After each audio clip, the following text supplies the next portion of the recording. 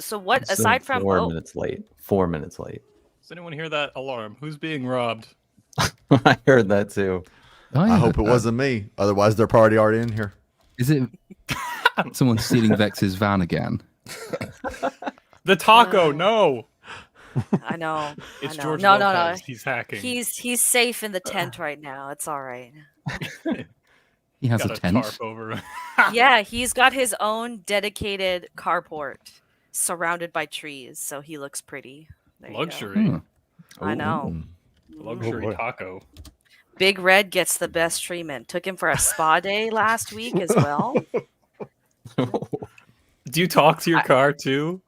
I do actually. I'm one of those people that so even my husband knows the hierarchy goes car, him, everyone else, and then friends maybe. I hear don't you. know. I hear you, That's Vex. fair. I'm like that. Dang. I hear you. I hear you. I'm like that with my Jeep. There you go. Hello, everybody. Welcome to episode 21 of the best show in the universe, probably. At some point, I'll probably have to address the fact that it's an awful lot like Maddox's thing. He finally posted a video, by the way. It's been over a year. Maybe it's going to be the best. I just stream assumed he in the doesn't universe. exist anymore, so we're fine. I know it seems like relatively irrelevant, but I don't know. Sorry, who is We this have that we're talking probably, about? probably is in our title. We're better. That's true. You don't know who Maddox is? So it was pointed out to me that he has a YouTube channel that he calls the best show in the universe. Oh, But Oh well. oh well. But this is the multiverse. We're in some this other is the kind of multiverse. universe. Yeah. Best stream in the Probably. multiverse. Probably. Renamed to Bissum.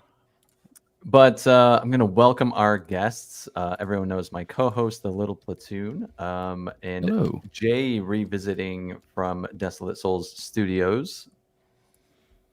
Oh, What's he up? is here. He's actually Yep. here. Yep. And Yeah, what's up?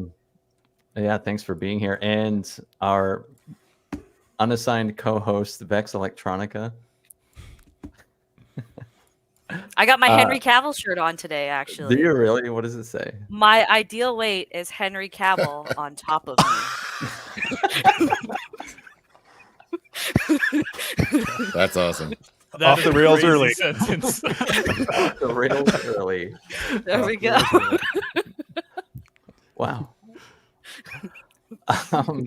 And a return of the first guest we ever had, actually, was Bone Bridger. I've been quite busy. You know, my name, it's a lot of work building bridges out of bones. They're not very effective. So, you know, got to do what you got to do. How's the channel been going since you were on last? It's been good. You know, it's like a year and 2 months in. 22,000 subs. I'm super thankful. I can't really believe it, but I've seen some people in the chat I recognize here cool too. But yeah, man, I'm glad I get to talk to you guys, and I don't know how I'm gonna handle Vex. That shirt's already broken me. I'm off the rails the rest of the night. Just wait till the C words come out. Oh boy. You can save those for like 30 minutes in at least. I think the systems don't run for that like deep into a video. They cut off. You can at get 30 past it. minutes. Yeah. Yeah. You gotta trick it a little bit. Yeah. And everyone's favorite guest ever, actually, Andrew. Hello. I'm eating fried chicken, so that's why my camera's off. Where's your Cosby sweater? What? It's over there. Oh, okay. He's not wearing. He's done Cosbying for the day, so now he's taking it off. I've Cosby'd enough. And Think that's Zach? chicken he's eating now. Yeah. Yep. Andrew is stealing AJ's gimmick by eating fried chicken on stream. That's Is that someone's cultural appropriation then? I think so. Technically? I think so. Well, AJ's not here to defend himself, all right? So I'm going hog wild right now. I guess. Yeah, Zach's from Zach's Tube. Second time on the stream, I think. First time. Wait, first time. Oh, I streamed on your channel with you. You did. Right. That's right. Yeah. Yeah. Thanks for coming on, man. Thanks for having me. Yeah, for sure. First things first, I had to watch this today, and I think saying that I had to watch this today is a sign of how I feel about it. I watched Ahsoka today for the stream. I and a lot of you were interested in talking about it. Even got DMs like, "Hey, man, I want to talk about this." Yeah. So I have no idea how any of you feel about it besides just what little you chatted before the show. So let's go around and get everyone's thoughts on this. We can start with Jay and we'll go clockwise. Oh God. Where do we start? Well, Andrew and I did do a review on this last Thursday during a hurricane, so that was a lot of fun. Or a tornado. This show, I don't even know what to say about it because it's so awful. It just ignore all the canon, ignore everything that they tell you to watch because they're just going to do their own thing, and you get introduced, like I said, X-23 Wolverine appears in Star Wars for the first time. So yeah, it's awful. It's really bad. I don't know who told Rosario Dawson to fold her arms or cross her arms throughout the whole first 2 episodes, Yeah. but she took that literally, and I think they super glued her arms because that's all she did for the first 2 episodes is walk around with a smug face and judge everyone with their arms crossed. So it's really bad. Anyone else want to jump in, go right ahead, but it was really bad. Vex, what did you think? I thought it was fantastic. I don't know what you guys are talking about at all. I really Oh, felt Vex. all the female empowerment. Like, I felt represented. I really love that they have rewritten basic biology to now, clarify that the uterus actually is internal armor. As you can see, under armor uterus is my tag for today. You made me spit no- my drink there. So I'm not a Star Wars fan. I think everyone in anywhere knows by now that I don't follow anything Star Wars. I saw the first 6 movies and that's it. It's just not my thing. So I decided to check out Ashoka just to see what it's at, Ashoka. because it's marketed as, Forces female, and it's all female characters and whatnot. And quite honestly, it's it's shite. I think it looks good in terms of effects. I can give it that. But Rosario Dawson, I know she can act, but she's just a cardboard stand in this. In terms of plot, I'm really lost because apparently even Star Wars fans are lost on this plot as well. And as someone coming in, you'd think that Disney should now be kind of appealing more to a general audience instead of just hardcore fans if they really want to push those numbers. I don't like, none of the characters are likable, in all honesty. I don't understand how a woman is punching a droid in the head and the droid's like, he's reacting to it. That threw me off as well. The lightsaber fight, like all the fight sequences look like the behind the scenes practice footage that you sometimes see, like when they release like special DVDs and whatnot. But I mean, we can get into it more, but this is really boring, to put it bluntly. Zax, what did you think? Yeah, I got a lot of issues with this show. It's not as bad, which it's a very, very low bar, but it's not as bad as Boba Fett or Kenobi for me, or season 3 of Mandalorian. But it's boring. I didn't watch Rebels. I watched the first few episodes and it seemed like it was for kids, so I stopped watching it.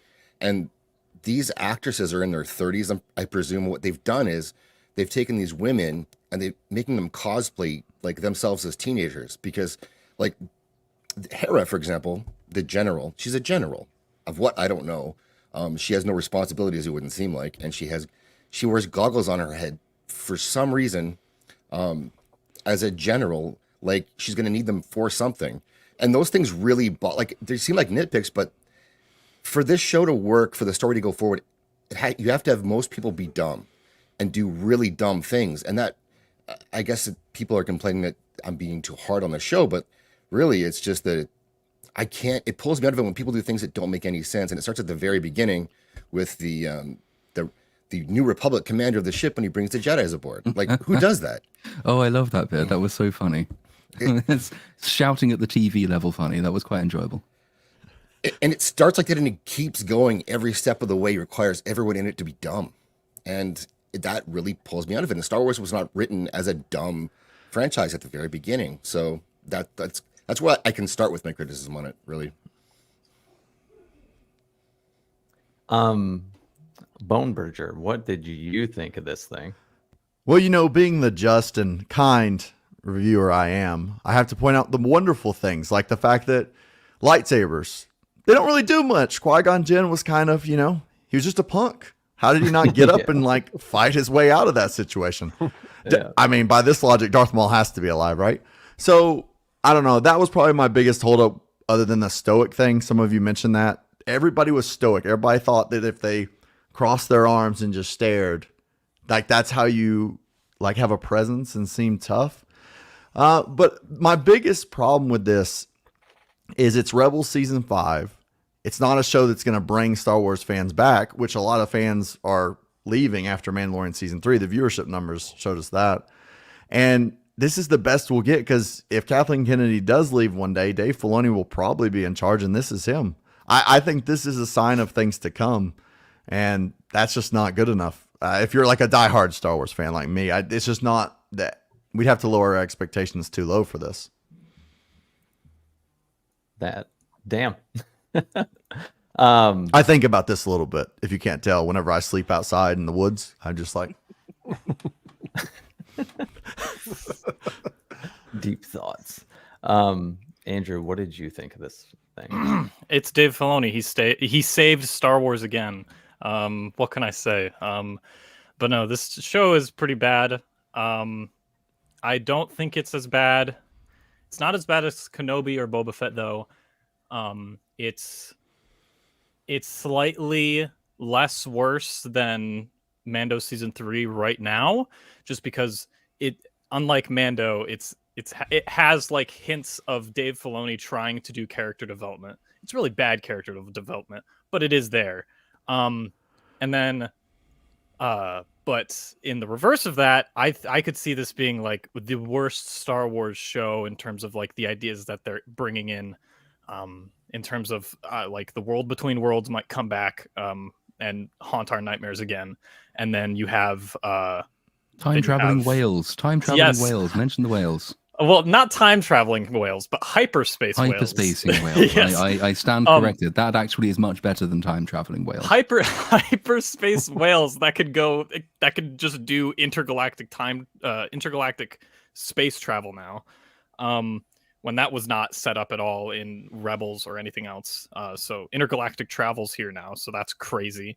And in terms of characters, I told Cynic before he watched it, I said, don't worry if you feel like you're missing out on anything because you didn't watch Rebels or Clone Wars, because like these characters are not the same characters that they were in Rebels or Clone Wars. Dave Filoni has just forgotten everything that he's written before, and I don't know, he's just brain dead at this point playing with action figures. Ahsoka is not like anything like she was in either Rebels or Clone Wars. She's not supposed to be this stoic kind of arms crossed person. While she is stoic, like she has stoic features in like Rebels, but she's still emotional, right? Mm-hmm. Like I don't even want to say that they're stoic in the show because none of them are. They're all just wooden. Especially with Hera. Hera's also not supposed to be stoic. She's very firm, and she is that more like head first leader like she is in Rebels. But she's also pretty charismatic in Rebels, especially with her relationship with Kanan. She's a pretty cool character, but all of the characters feel like they've been reduced to just cross your arms, and I think that has a big problem with how Dave Filoni directs people, because all of the people in this show are not doing their best. Ray Stevenson is probably the best one, and he's really given it his all for what he's given. But there's a big difference between directing voice actors and directing actors, and you can really tell in the show. So, yeah. I watched it as not a huge Star Wars fan, so like you were saying, I haven't watched the preceding stories or anything. I have no clue. So it's like, as a general audience member, like I understood, the fundamentals of the story. It was easy, but it was boring as hell. So like, if your objective is to get new fans, this isn't going to do it, because if I if I didn't care about Star Wars or was trying to get into it, like, I would be giving up after the third episode if it was like the last two. Like, this isn't on par with Kenobi by any stretch. But it's so boring. Like, that's an indictment in and of itself, because like, I've seen boring movies before and wished that they were at least terrible so I could have something to talk about. With this, it's almost like you can feel the thing that we've talked about this year a lot, which was that these things cost so much money that like studios will interfere so as to not, they make the safest movie possible. And it's like Disney's afraid to keep fucking up Star Wars and burying it more. So everyone just kind of has a stick up their ass in the show. And it kind of feels that way, where like they're afraid to do anything. So they just don't do anything at all. That's kind of the feeling I had watching this show. Like, I don't know who this character is at all. She just kind of stands around, like you guys are saying, with her arms crossed. She has no character at all other than just being like a wall. So it's not terribly exciting to me so far as a general audience member. No, I've actually got a video on this. I think it's coming out on Wednesday, assuming I can get it finished, touching on a lot of those points. One of which is the target audience for this show and how small the target audience is. So to have any real grounding in what the show is, what the premise is, and who the characters are, really, to have a full grounding in that, you need to have watched, I think it's 133 episodes across 7 seasons of the Clone Wars. And you need to have watched, I think, is it 75 episodes across 4 whole seasons of Rebels, all those many, many years ago, and to have remembered as much of it as any decent, sane human being could do. And then you come into this show and you find that actually a huge amount of stuff has also happened off screen in the interim. So the amount of research that you can do, I tend to go and try and research things that I haven't seen because it's my job. So I went and did a load of research, and I came to Ahsoka and I thought, well, hang on a minute, that doesn't accord with anything I know about the show. At what point was Sabine taken away and trained to be a Jedi by Ahsoka? Did that happen in Rebels? Oh no, it didn't. Is there any indication that it ever would have done? Kind of not really, because the end of that show has them going off to try and find Ezra. And apparently they've just given up on that halfway through, which just doesn't make a huge amount of sense. So research will get you so far, but it's not actually as useful as the show seems to think that it is. But for comparison's sake, I think it's a 2017 Statista did research like on polling people's media appetite, basically, found that more than half of the United States population had seen Empire Strikes Back. The lowest ranking Star Wars film at the time was Rogue One, and over a third of the US population had seen Rogue One. But if you go into the street and you go to someone and you show them a picture of Ahsoka Tano and you say, who's this? How many people are you going to expect to give you any answer at all? And then you ask them, and what do you think happened in Rebel Season 4? And maybe one person in several 100,000 might have a vague idea about that.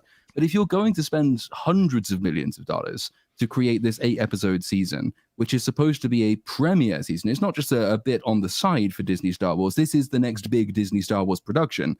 And you're automatically saying, A, you won't understand the characters unless you've seen all of this stuff before, and B, you won't even understand it because loads of stuff happens off screen, and C, we can't even be bothered to write it properly anyway because it's stupid, like The Mandalorian is, and so much of it's set up in its character behavior. Well, what exactly is Disney hoping to get as a result of this? Because I don't really see even Rebels fans sticking with it for the long haul. I think it will lose more of them than it will gain.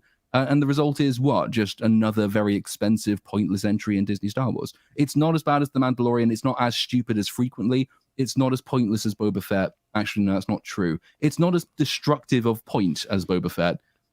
And it doesn't kill as many characters as Obi-Wan. But otherwise, there's not really much to be said for it at all. Though it looks really pretty. It looks okay. $50 million. The effects are pretty janky. I think like the color grading is not nice in this show, like at all, and the lighting is pretty elementary. And like speaking on the point of like this show doesn't do anything with Ahsoka and like who nobody knows who Ahsoka is. Like yeah, the show shouldn't exist because Ahsoka should be dead. When she fought Darth Vader, sorry. on whatever Sith temple that was in Rebels. That should have been the end, because her whole arc in Rebels and everything after Order 66 has been dreading seeing what Anakin came and became. And that whole, and you see her struggle with that. She has nightmares about Darth Vader and Anakin. And we see her like teach Ezra who Anakin was, and like you can tell like she has an idea of who he's become, but she's still terrified of it. And her whole arc leads to that moment where she confronts Vader. And like when she breaks his helmet, part of it comes off, it sees his eye. And you hear Anakin's voice, not Darth Vader. You hear Anakin say Ahsoka, and she says, she's like, oh, it's Anakin. And she decides, she's like, no, I'm not going to leave like I did when I left the Order in Clone Wars. And she decides to stay, and she tries to avenge him, or at least try to get through to him or kill him. And like that entire scene like elevates Return of the Jedi, because knowing that even though Ahsoka tried her hardest to redeem her former master, it just elevates the fact that the only person that can redeem him is his only kid, or his only son, Luke Skywalker.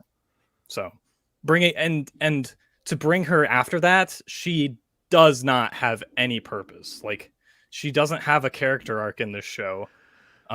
She might. I can see like they're trying to do something with her and Sabine, even though like her and Sabine barely talked at all in Rebels. So yeah, it's going to be really hard for them to do anything with her character after this, unless they do like Anakin flashbacks, which I've heard they're going to be doing, and I've heard stuff with there's also World rumors of a Between time Worlds. skip as well. There's rumors of a time skip, I think, after episode 4. I don't know how true that is, but Hayden Christensen's been cast in it. We know Thrawn comes back, but there's a whole interesting question about the timeline for this show, which is that when exactly are we?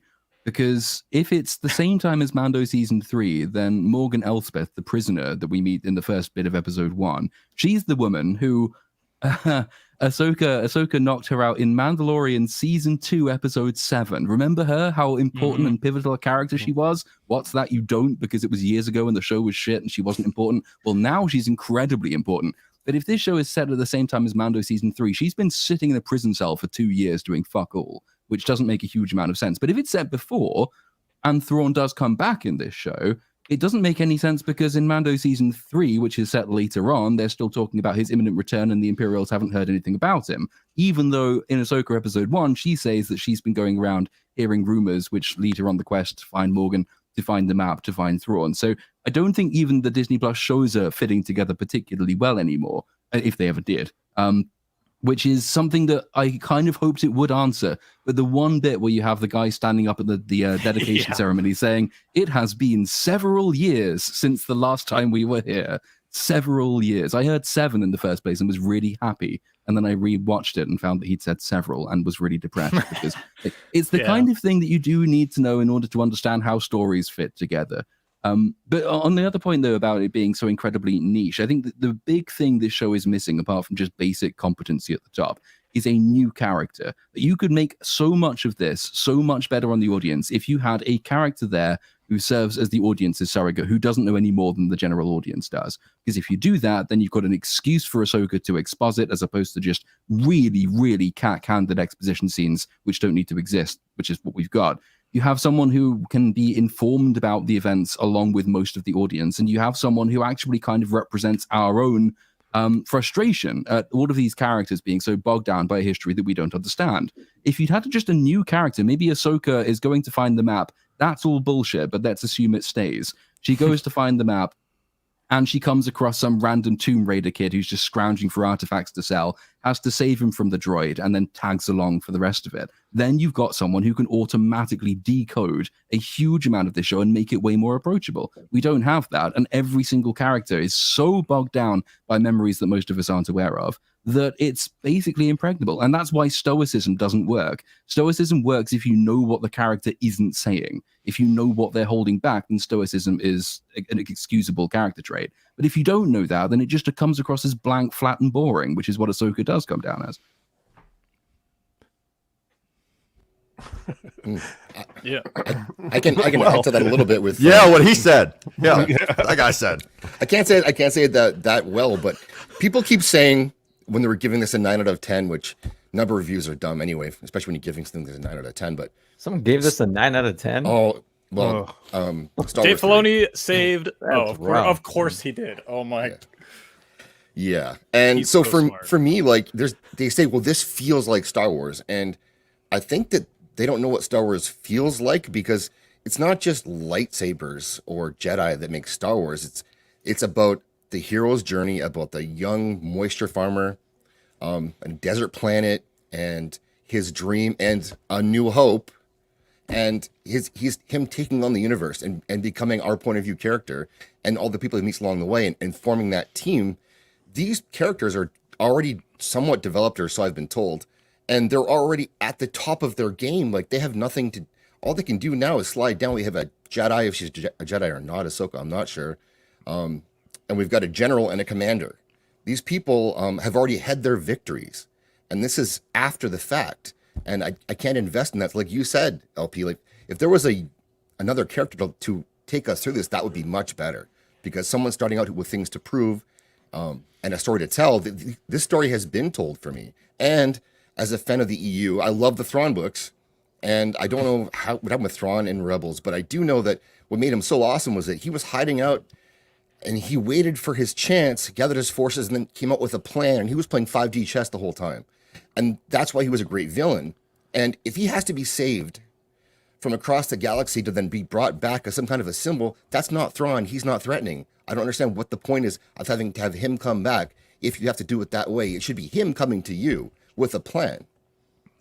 Well, what did they make him, like a Sith Lord or a Jedi or whatever? Because like at the end, they're talking about how he's calling out to the witch. Oh yeah. And I'm like, okay, he's calling from a different galaxy down to the witch. Like, how does that work? Because I thought he was just a general. Like, I thought he was just a highly ranked military. He knows how to execute plans, like you said, 5D chess. There was so many flaws with it, and it's so predictable. And I know this is going to drive Andrew nuts, but like Ezra is the Snake Eyes character that's with the saber fighting Ahsoka there. Like that's so obvious. Yeah, they're setting that up. Like that's going to be their big twist. And it just felt like they just cut and paste from so many other movies and series and even anime for these scenes. And I'm just like, okay, that's from and Zack and I both mentioned this Top Gun, like exactly like Top Gun with the speeder going down the open highway, which apparently doesn't get used. And then the beginning with Tomb Raiders and Lauders of the Raiders of the Lost Ark. Then you had like some anime scenes that they've taken. Like I was just like, this is awful. This is god awful. I don't even know why they went this route. Like there's no originality to this at all. Like none. If I may take a slight detour on the female characters, because this seems to be the direction that not only Disney but most media is going in these days. What women actually act like this? Like, in all honesty, I don't see how this appeals to any woman at all. Ahsoka has no emotion. She's just almost like a placeholder for a character in the first two episodes so far. Sabine has nothing likable about her whatsoever. She's meant to be an older version of the young version of her from, was it Clone Wars? Is that where she was last in? Rebels. Rebels, right. So she should be much older and therefore a little bit wiser, but she just comes off as a teenager. And then on top of that, so I didn't realize that whole opening, that ceremony thing that she ditched out on was actually to honor her fallen friends. And when I found that out, I was like, how the fuck was that in any way a ceremony for the fallen? Everyone was so nonchalant that entire sequence. I was blown away. And on top of that, like these women this is why you have like fucking idiots like Andrew Tate taking over the sphere, because this kind of media makes women look fucking dumb, and the fact that there are women that buy into this shit is even worse. Like the fight sequences, like in the second episode, there's a fight between Ahsoka, a droid, and I don't know what the other dude's name is. Ezra. Again, there Dark we go. Souls Not a man. Star. Okay, not a Star Wars fan, right? And I'm just sitting there thinking, like, who the fuck choreographed this? Like, you make her seem like she's not only invincible, but somehow she has the power to make everyone around her seem like they have Down syndrome in all of their movements. Like, I was really flabbergasted that instead of like creating truly empowering female characters, like I know Ripley is the go-to, she's the go-to for me, we've just defaulted into turning female characters into male characters, but they don't even do it in such a way where they become strong or even embody male characteristics. They just become kind of like not even copies or like it's literally like a fucking dent-headed idiot just to say, that's the man. Let's just put a wig on him. I don't understand what the audience is for this, like whatsoever. Even for Star Wars fans, I don't understand what the audience, who they thought the audience was. Yeah, I barely see like any women talking about the show. I don't even know. I haven't seen a lot of the trailers. I don't know if this is being targeted towards women. It just seems like this is being targeted towards Rebels fans. And if you are a Rebels fan, I have no idea how you can see any of your characters in the show. Like Hera, for example, in the show, like she's pretty feminine. Doesn't she have a kid? She she has a kid that hasn't been mentioned at all. Like she has one. It exists. She's too busy pursuing her career now, so we can't have mention of the child. She's got a great ass in that episode. I thought. So Hera, she's pretty headstrong and she's the leader of the Ghost crew, and you know she does have masculine traits, but she is what is a woman? I don't know. Ask that one guy. So like there's the scene where she's Kanan's anchor in the whole show, and like that's the relationship, and like it is crazy when she talks to Ahsoka for the first time and they're talking about the Sith or the Dark Jedi on the ship that raided it because the Captain Hale was absolutely moronic, and she's like, oh, these people have powers like you, and she's acting like she's never met a Jedi. Number one, you had Ezra and he was practically a child to you, or you like your son. Number two, you dated Kanan. Like you dated him. You had a child with him. Do you not remember this? And then on top of that, you've met Darth Vader. You've seen Darth Vader eye to eye. Like it's crazy to me how much knowledge these people have forgotten just for the sake of exposition. I'm with you. Those characters are not the same characters as Rebels. Like Ahsoka's personality is not the way it was in Rebels.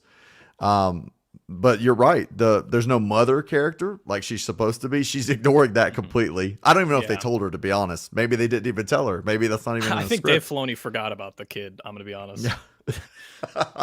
Don't worry, it'll come up in episode 6. Probably the same time we see Thrawn for 2 minutes before he's done with this season, because that's going to be a bait and switch. He's not going to be in the show. No. It's going to be like one episode for 2 minutes, and then he's sidelined till their whatever movie they want to do. Mm-hmm. Yeah. And then I think the big reason why these characters don't feel like the same characters is because Dave Filoni doesn't know how to direct people for live action. It's very evident in these 2 episodes, and it's very evident in Mando. The episodes that he directed, nobody's acted well in any of them. And it's the same problem that the prequels had. Like that all-star cast in the prequels, none of them did well, like relatively compared to other stuff that they've been in. And it's the same with the show. Like Rosario Dawson. I'd say like in Daredevil, she played a pretty stoic character, or a pretty like reserved character when she played Claire. But she was still emotional. But in this, Ahsoka just stares, and she is just like, she's a robot like everyone else. I don't want to like say, but I don't like using the term stoic, because none of these characters are. Because it feels like Dave Filoni just told them stoic, and all of them were just like, okay, that's a pretty general statement. What do we do with that? And then he's like, go act. because that's kind of what you do with voice acting. You give them the script, you give them a couple notes, you give them a little paragraph on who their character is, and you let them do their own thing. But with live action stuff and theater play, you can't do that. You have to tell them specifically what you want. And yeah, he's just really bad at live action. I felt there was a lot of undertones there between the females as well. The way they looked at each other, it just came across as there was something, that there was kind of some sort of relationship between Ahsoka and Hera at some point, and Ahsoka and Sabine at some point, because the way they look at each other, the way they act in front of each other, the way they're not talking because they had some kind of disagreement. That's the vibe I was getting from these characters. It's just really poorly portrayed, and bad acting. But they want you to be very interested in that as well, because there is so much of this off-screen drama which is forming the basis of all of these different characters. Yeah. They want, and one of the reasons they keep doing these comically long pauses between words and all the long stares and the communicating but without saying anything scenes, is that they want you to get this sense that something really big and bad happened, and it's really important, and it's really important to these characters that you know and love. Aren't you really interested in finding out what that is? Maybe in episode, I don't know, 7? But the answer to that is no, because you're not giving me anything to invest in the here and the now. You're not portraying them particularly well. I don't know if Rebels fans would find this in any way different than I did, but my problem with, say, Sabine Wren is that I don't know her from the animated shows. So when I see her being effectively just uppity, generic girl boss and bitch, I think you're not a very interesting character. In fact, you're quite an objectionable character, and there's not really much for me to care about. I don't really care what went wrong between you and Ahsoka, because you don't seem like a very nice person. Also, the fact that she's introduced as this cliche punk rock villain girl is just, god, ooh, cringe. It's a very much like regression in character, because at the end of Rebels, she acts like an adult. And then here she's like 30 years old and she's acting like she was in the first season. I don't know. It's baffling that Dave Filoni like just forgot everything about his characters. It's also because the characters also forget everything about each other, which is another really annoying thing. One of the problems with not having a new character in to actually serve as this sponge for exposition is that you are forced, because you do need to exposit for a general audience, to have that exposition relayed between two different characters who already know everything they're talking to each other about. It's a real like bugbear of mine when characters go randomly to speak to each other and they say things that by rights they both know already. The only person that is being done for is the audience, and it's very overtly only done for the audience as well. And it sort of takes you out, because then what you're doing is you're getting a vague sort of academic understanding of the thing in broad, high-level terms. But you're also looking at two people who are supposed to inhabit a universe with internal lives and have long built upon relationships, who are going to each other and effectively saying in dialogue, hello, my old friend who I met several years ago. This is what I'm thinking about this other person, my old friend. Do you remember my old friend? The one who was trained by Anakin Skywalker? Do you remember he was trained by Anakin Skywalker? The Jedi Order is dead, by the way, and things are bad now. Goodbye, my good friend so-and-so. I hope you remember who I am. It's like, stop it. It's so fucking stilted and horrible. There are better ways of doing this. I felt that the robot they had, that David Tennant is playing, was the exposition bot for the show. He was just there to have people tell him things and for him to tell things to people and pass that along for us to hear it. It's kind of how I felt. And I don't know if anyone else noticed this, but you brought it up before about the pausing between lines. It almost felt like they were not acting in the same room. Like they filmed all their stuff separately, like a monologue.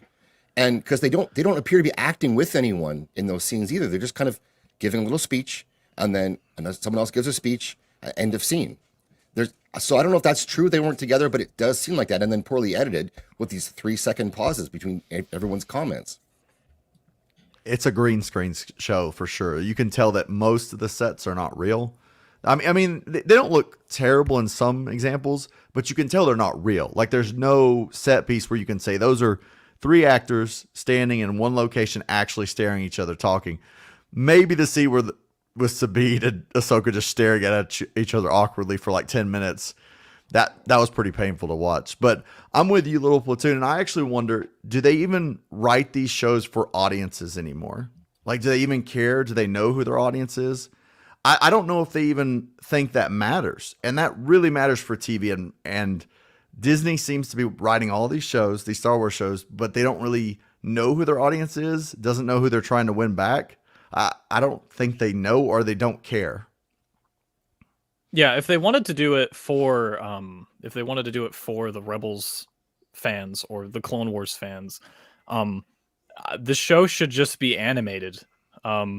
There's no point, because like the voice actresses that play the character are way better than the actors in terms of what they know about the character and what they can get away with. Because in the show, Sabine, Hera, and Ahsoka have all been recast. So none of them are the original voice actors. They did that for Bo-Katan, for her character. That's the voice actress. But for the rest of them, it hasn't been that way, and you can tell that they're not the same people, because they don't know that much about the character. Like Mary Elizabeth Winstead is just phoning it in the entire time. Sabine doesn't really know like what type of like rebel she's supposed to be playing. Also, her ass is a better actress than she is. Amen. And then Ahsoka is just stand.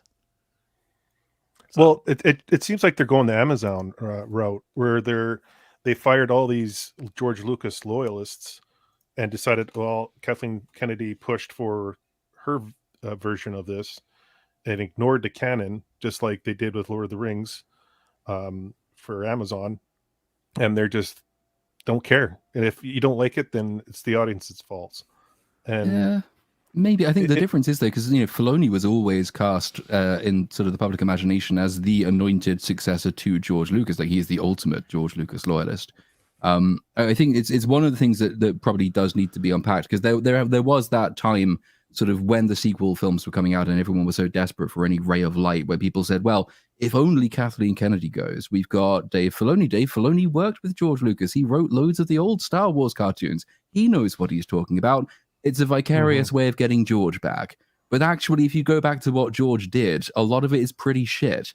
And having his anointed successor in Dave Filoni, who also doesn't really know how to write dialogue or like very interesting scenes, is not going to save it. Dave Filoni was never going to save Star Wars, just as Kathleen Kennedy was never going to be fired after The Rise of Skywalker. But it's those things that people sort of clung to, because otherwise you're just having to face the truth, which is that Star Wars is pretty much dead as a franchise for the foreseeable future. Listen, we Just have wait till the Andor Acolyte season... comes out. Oh yeah, I'm and so we have looking Andor forward to season that. 2. well, a lot of the Star Wars stuff has been put on the shelf now. A lot of it's either been canceled or put on the shelf, apparently. So I think the only one that they're continuing with is Acolyte, maybe. I think, and they're even Of all the ones to continue, The Acolyte, Yeah, the Acolyte I- is the going. Acolyte. The Acolyte is going forward because they have Keanu Reeves as Darth Revan for some reason, and then allegedly. That's the first thing about that show I've heard that I like the idea of, but yeah. And then I think Skeleton Crew is still going to go ahead, except they can't do anything with it because the strike. But like the one Squadrons show, that's definitely canned. And then there's a couple others that I remember, but I can't think of their names. But yeah, most of the stuff is not going to happen. Skeleton Crew's out this year, isn't it? Isn't it out in What? December? What? I'm sure I saw that somewhere. No shot. That might have been originally, but I'm pretty sure it's not on the schedule for until like late next year. I might be wrong about that, but I think Acolyte's I think next. so. Yeah, and I think they're even talking about trashing that. Oh man, Disney's not a good spot. Like their stocks are plummeting. Everything's looking ugly. Snow White. Oh, it is. Is a disaster. It does say 2023 December. All right, let them cook. I'd be surprised Is if that that supposed to go happened. straight to streaming as well? That's Yeah. straight to streaming. Okay. I have no idea what that show is about. Well, we do, but we don't. Like it's the same it's by shit John that they're putting out Watts. right now. It's by John Watts. Will he cook? I thought the It only villain cost them in- like 300 million. What? Well, For what? there's 25 Which million an episode right now for any Star Wars show. Oh, so yeah. Oh, dude. I Yeah, can't that's tell from the other They're mad tearing thing down the about it as well. patriarchy. I think the total budget for Mando season 3 was something, I think it was 120 million, which is, you could make a whole ass feature film for 120 million. Mhm. Spending that much money on a show which is so terrible and that so few people now increasingly, well, fewer and fewer people are watching The Mandalorian because it is so terrible. Like, don't do this. Stop spending all of this huge amount of money on streaming shows, which are by definition going to be quite exclusive. Like Rebels Ahsoka is a really good example of that, because Disney Plus is already an exclusionary thing. You already have to be a subscriber. Then it's for fans of a particular animated show that debuted years and years and years ago, so it's already particular again. It particularizes and particularizes and particularizes, and it costs huge amounts of money. You are spending more money than you need to, getting a smaller audience than you should be looking for. What is going on behind the scenes that makes them think this is a good idea? I don't know. Like one of the things back when I watched Stranger Things, I was like, man, this first season looks really good. How much is this? Stranger Things season 1 cost $6 million flat. And I was like, that was astounding. I was like, Really? it really looked that good? Wow. Wow. And then I watched Mando and I'm like, this does not feel like 10 mil an episode. How much was the second season of Stranger Things, out of curiosity? Because they think definitely upped the budget. You can tell with the sets and everything. It said they ramped it up to 8. So Dang. Wow. Ramped it up to 8. Because it's Yeah. not For till 100 season million 3 viewers. It's not till season 3 that Stranger Things goes really all in on CGI, and not coincidentally, season 3 is by far the worst of all of them, because they had too much money and too little sense. So they thought, wouldn't it be funny if we could do The Thing and The Terminator and also Alien Invasions and like all of this other stuff, and we can make it really flashy and expensive looking, and we'll spend loads of money on it. And lo and behold, if you don't keep the good writing quality that Stranger Things season 1 had, season 3 isn't going to do as well, because your writing quality probably matters more than the flashy effects you have. That Star Wars is in a perfect position to do something like that with. What is the origin story of Star Wars? It's a desert kid on a planet, a backwater desert planet with no money and no friends, and it gets bigger from that point. But you do start small and build, and it all very much focuses around core character writing, core plot writing, and not going overboard on things that are basically extraneous to that. Star Wars could spend way less money on a much more universal show and do much better, but it's not going to do that because it seems to think the only way to get viewers in is recognizable things, big space battles, lasers, lightsabers, and that's it. And none of those shows are pulling numbers for Disney Plus. They're all 3 million or less in most cases, whereas Stranger Things is pulling 90 million people. Not that you have to compare Netflix and Disney, but it's Disney's problem. 140 million subscribers. And apparently, if Samba TV's right, which give them some, it's probably not, but 1.2 million for this Ahsoka premiere, that won't fix anything. That's not good enough if you're Disney for a show that costs this much money. That's 1.2 over 6 days, too. That's not even like that first day or anything, which is even more disappointing. Even if it was 3 million, it would be disappointing in my opinion. Like that's what's crazy. It's a week, and they hyped this show up all year that this is the show. This is Ahsoka. This is Filoni's show. Didn't they also move its release time, because it used to release overnight, and so in a bid to get more viewers, they moved it to primetime Wednesday, and apparently that's not made much of a difference. But they also changed the way Disney Plus runs, like by having ad revenue, and then if you don't want that, you're going to be charged more. So you're losing a lot more of the audience that way. Disney, I don't know what the thought process is with them, but it's ass backwards.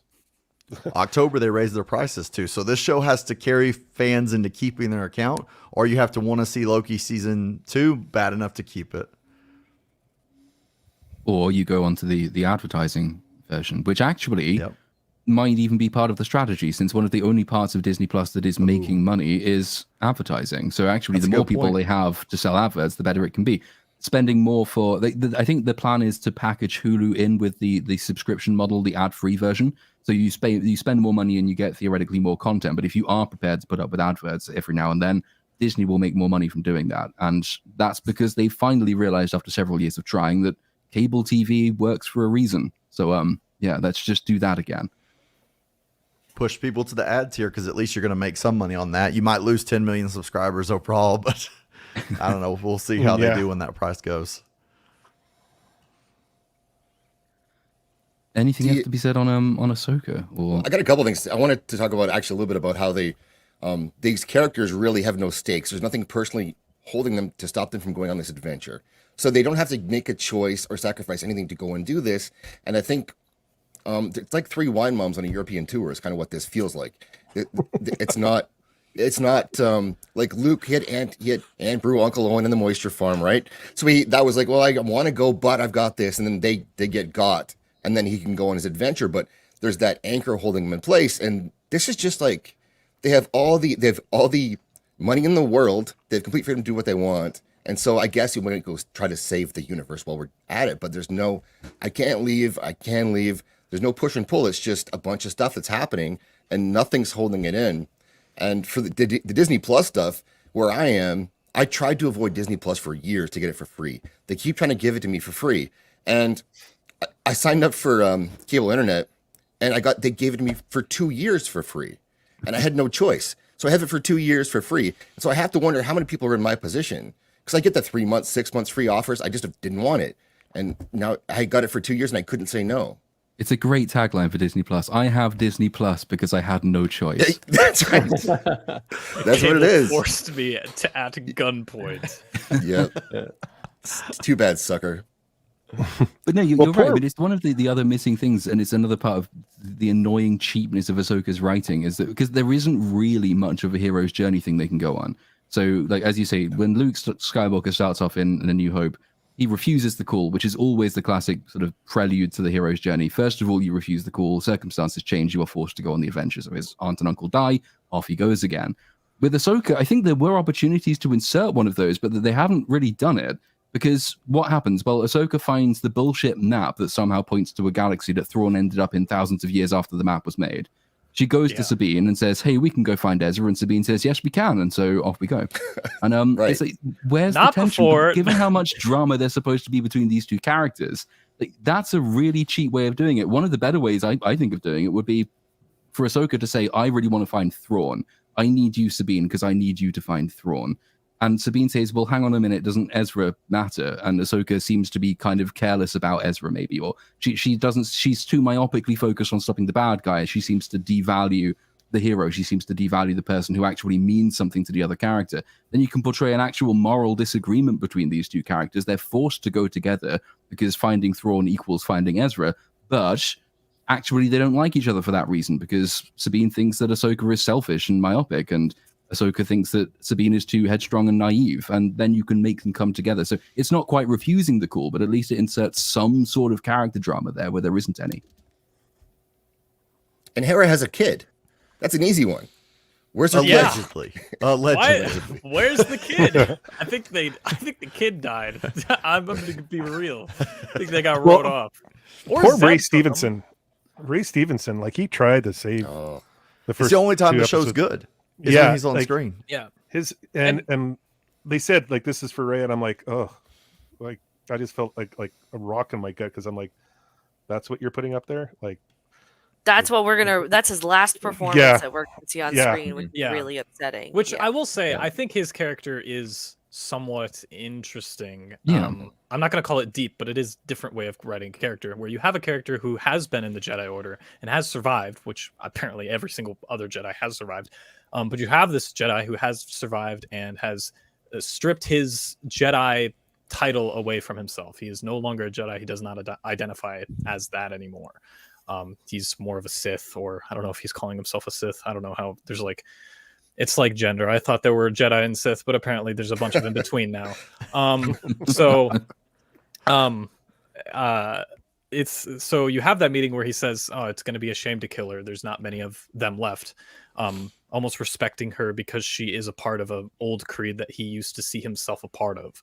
And I think that idea is interesting, but I don't think they're going to do anything with that, because honestly, I think Balin is going to die in episode 3 or 4. Because there's not that much footage of him later. And I think he'll meet Ahsoka, try to talk her into it, and then they're gonna die at Stonehenge. That's my prediction. And that's gonna be a real shame, because he's the only real character that I'm invested in, other than Shin. Shin's kind of a baddie, I'm gonna be honest. Which one is Shin? Well, The emo The little chick. yeah, That doesn't Oh, say Billie anything. Eilish. girl. Yeah. Billie Eilish. Well, he's gonna die like Anakin died in Return of the Jedi. It's so predictable. Like it's so all laid out there. Like they're regurgitating the same story. Ezra's gonna be the third, I don't know, Padawan, Sith trainee, whatever you want to call him. Snake Eyes. He looked like Snake Eyes from G.I. Joe. You could tell it's Ezra. That's going to be the big twist. I think it'll be Star Killer.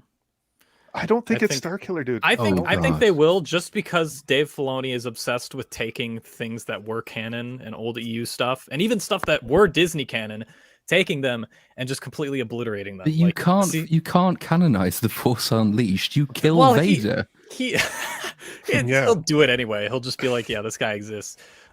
Just for that surface level, oh my god, I get the reference type thing. Because if it is Ezra, I think a lot of Rebels fans will be upset. And I also think it just doesn't make sense at all, because he was sent with the hyperspace whales. He controlled the hyperspace whales when banishing Thrawn. So I think it's going to be Star Killer, because he does have a spinny Inquisitor blade that I wish he flew with, because they did that in Rebels, and I do not think Dave Filoni has the balls to do that in live action. If that happens in live action, my script is just going to be lol and lol and lol, and we'll just carry on. Yeah. Someone Star said it might be Killer- Cal Kestis. Please, dear God, no! Please don't do Because it. Star Killer, like the fight with Ahsoka, he would have destroyed Ahsoka in the fight, because that's what he did. He fought all the They'll Jedi just and nerf killed him. them. I think they'll have, what's Star Killer's real name? It's like I don't know what his real name is, but they'll just name him that, and then people on the internet will go ape mode over that and just be like, This is a "I guy who get the can reference." use the Force to crash a Star Destroyer. He has absolutely no place in sensible Star Wars. So Nah, yeah, no, they'll actually, just say- now you mention that, I think that's probably believable. They'll bring him Yes. back, definitely. Yes, I think that's something Dave Filoni would do. He'll just do it because it's a reference. Yeah. That's his entire thing. Is, ooh, there's a reference. We'll do it. He did that in Mando, and he's doing it in here too. So, When I want to fire people up, I say it might be Mara Jade. oh, perhaps Doesn't it could be anyone. It could be Jar Jar Binks, I think it's Hera's kid. That's where the kid is. Hera's kid. Hera's kid. Well, it hasn't been confirmed to us whether or not that kid's force sensitive or not. So we don't know. Oh, also, like, speaking on Dave Filoni trampling over canon. So in episode 2, when Ahsoka goes to investigate what happened the previous night, when Sabine got stabbed in that whole fight. and luckily, there happens to be a droid just sitting around in her room waiting to be captured. Yeah. Well, before that, she uses her hands fancily, and she hears what happens through the Force. Now, that's psychometry. That's a Force ability. But the problem is, you can't learn that. You have to be born with that ability. So she just has that now. And she hasn't shown any evidence of actually having that ability, and now she just has it. So that's just another thing of Dave Filoni just trampling on canon and just being like, well, my character has that now, even though she has not had it at all ever in any of the canon. She just has it now because it's convenient for exposition. So that's fun. Wait, Expo what? Did I lag? Exposition, I think it's. Okay. Exposition. That's the new word. Maybe it's the father of Hera's kid. He's looking for child support. It's not actually canon. How do you leave that ass though? Like you're with your father. It's true. Yeah, fair. So, anyone optimistic for how this show pans out in the end? Will we see Ezra riding back into the scene on whales with rock Yes. music playing to save the day, or is it going to be even worse than that? Time travel. it's That's worse. going to be the end. I want to know how they work in a lesbian scene, like a lesbian love scene. That's all I'm interested in. I don't Well, think- they're starting it. They're starting it already. I don't think Dave Filoni is going to do it, because he already wrote out the relationship between Ezra and Sabine through Rebels, because Ezra, to his private message that was incredibly generic that he sent to Sabine only, he says, you know, we weren't really family, but you're kind of like a sister to me. And I was like, that's incredibly weird considering you was had a crush great. on her. You had I a love crush on that. her. It's like 1,000 shippers suddenly cried out in fear and were suddenly silent. It's like you guys were definitely a thing in Rebels. You were crushing on her so hard. But yeah, I don't think Filoni's weird with the way he writes relationships. Oh, okay. This comment, the tentacle sex. What is on Ahsoka's head? She's let's do the wiki. Sexual Like, organs. Is it a sentient being? Is it part of No. her? Is it It's just her. tentacles It's for a for part of loving? her. It's just head tails. I love the idea that it's a sentient being. It can just get off and walk off. And she's just this bald woman. It's a who's left parasite. Powerless. They're called Because, Leku. Tatuma. In some of the promos or whatever, or the stills that we've seen, like the length of them is different. So I'm just wondering, can they? Yeah, she puts on a new pair every day. The scary thing is that the word is that these were the 2 episodes that were supposed to be the action-packed Oh God, episodes. Oh, and no. then Yeah, the they party's died These over. were down. the good Really? ones, guys. Oh no. Yeah, these are the good ones, and I'm like, oh boy, we're in for a long ride here. Lots of And silent moments coming up. This Yeah, next episode is only 34 minutes now compared Thank to the God. first 2, oddly enough. So if this was supposed to be the action-packed episodes and there's literally like 3 scenes I can pick out of the fucking 2 hours that we got, like what's going to happen in 34 minutes? Is that filler then? They got to get rid of So- Ray Stevenson's character so that there can be only the 3 girl characters going forward. Mhm. hmm You just need 33 minutes for that. Just delete him. And the rest is tentacle sex. Yeah, the rest, we all know what the rest is. It's all That'll tentacle boost sex. the viewership for sure if they put that in there. That is maddening, though, because that means that we are believably more than a quarter of the way through the entire show already. And so the people who say, well, it's just the first episode or it's just the first 2 episodes. No, it's the first 25% at least of the entire show. And where are we? Yeah. What does anyone care about? What's the story here? Why should anyone bother? Like, ideally, you want to have that established in the first 10% of your product, not like still waiting for it after a quarter of it's already been wasted. So I'm not optimistic about this one, I must say. Is there a reason why they chose to do live action for this instead of animated? Because I know it was brought up before, but animated would work far better, especially with how much homework you got to do to understand this show. It's Dave Filoni and his Filoniisms. Flunkies. He thinks he for some reason thinks like he for some reason thinks that live action is like automatically superior to animation just because has a more technical and more elaborate production. And he sees it as an evolution of his craft, even though his strengths are in animation and how he directs people in that medium. It's definitely a really weird and harsh turnaround in terms of his style to go from animation to live action. And that was just a choice of his. And also it's just to tie it into the Mandoverse. Gotcha. Because That that's a and- name now. It might also be proof of concept as well, in that Dave Filoni wants to have this big wrap-up film, and Oh, yes. Right. he will need to have something to show for himself in terms of directing people in live action. Unfortunately, he will also need to have a record of creating really popular shows that would justify spending that much money on a feature film, which none of which has gone well for him so far. So I don't think that film will happen. Yeah, he's made 2 relatively popular shows within like the Star Wars community, which was Clone Wars, which is his most popular show, and then Rebels, which some people watched. Those are his 2 most popular. And his animators did great work for what his writing was, but now actors have to act out his words. Yes, and that's a right. big difference. And we're not seeing a lot of personality, that's for sure. I don't know if he just expected the actors to you're just going to get it and you're just going to know what to do. And then we have a different director for the next 5 episodes. It's going to change until I think Filoni comes back from one of them towards the end.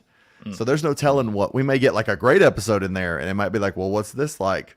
Because you might have one director go in and be like, no, I need you to give me something. We'll do something this can't be boring. You've got to Yeah. do something, but I don't know. Not a lot of hope. people are giving it credit for the action scenes I've seen with the lightsaber battles and everything, and I'm not impressed at all with them. And they're okay, I guess, if you squint maybe a little bit because Yeah, they are very stiff. Yeah. oh my god! And the droid battle with Ahsoka, where the self-destruction thing completely took me out of the show again. Oppenheimer. I wasn't really in there to begin with, but to announce to someone you're going to self-destruct and then take a knee. Why do you have to take a knee to blow up? They You look Why take a did knee. it take a minute for it to T-bowing. blow up is the other thing. T-bowing, there's something for sure. Yeah, that was Kaepernick. definitely just strange how they, like, in Mando you had the droid that self-destructed, and it made sense for him because he's like, I can't be captured, I'm just gonna kill myself. So and then you had and then he did it at the end to save them, and it was like a relatively okay explosion. In this, they fight Ahsoka for 30 seconds and they're like, GG, we can't do anything. And then they just off themselves. But it's not only just the mechanical thing, the fact that it takes so long. It's the fact that they've gone there because they desperately need the map to get Thrawn back, and it's the only way they have of getting Thrawn back. Let's say they'd been successful. Let's say Ahsoka tripped when she was running away and got caught in the blast. She's dead, fine, but the map has also been destroyed. So you've lost. Why would you send droids with self-destructs on a mission to get the most valuable artifacts in the universe and tell them that, yeah, if you really need to, you can blow yourself and it up? What was the plan there? Well, and why didn't they use the self-destruct when the one droid was left behind? Yeah, Yeah. that's the other one. They should have done it then. Vaporize the entire tower and everyone in Yeah. GG. Yeah, it's crazy. And also, it's surprising that Ahsoka was able to track down the people who had the map so easily. Just go to Corellia, and they're just there conveniently. When episode 1 should have been the end of the show. Like, they lost. You lost the map. You're done. And then they have to hack a droid, and the interface that they were like breaking into the droid's head with just looked like they were playing Wordle. So that was funny to me. Then I they like made to the Jewish guy a imagine- collaborator. Like they picked a Jewish actor to be the collaborator with the Empire on Corellia. Like, guys, on the nose. Dave Filoni's learned from George Lucas, so, you know, it's Watto Mark II. Oh no! Now I remember. It's Ray. That Ray film was supposed to be the next project that's supposed to be going forward. That's not happening. It's Disney, dude. You never know what they're gonna do. Ray I'll and just do the video Finn and make raising them- Baby Yoda together, right? That's what we're doing? Yeah, Is that one? yeah. Well, no. Your Baby Yoda will leave again for some reason. Right. And then come Because back. He'll And be, come given back. he'll be given a lightsaber and a t-shirt again, and being like, "Which one do you choose?" That'll be how that ends. And then Mando shows up for season 4. Just in suit, though. Pedro will never be back on set ever Pedro's again. not but- coming No. back. No, ever. He's like, "You guys wasted me. I'm not here to waste my time. Goodbye." He's like $100 million, and I'll come back.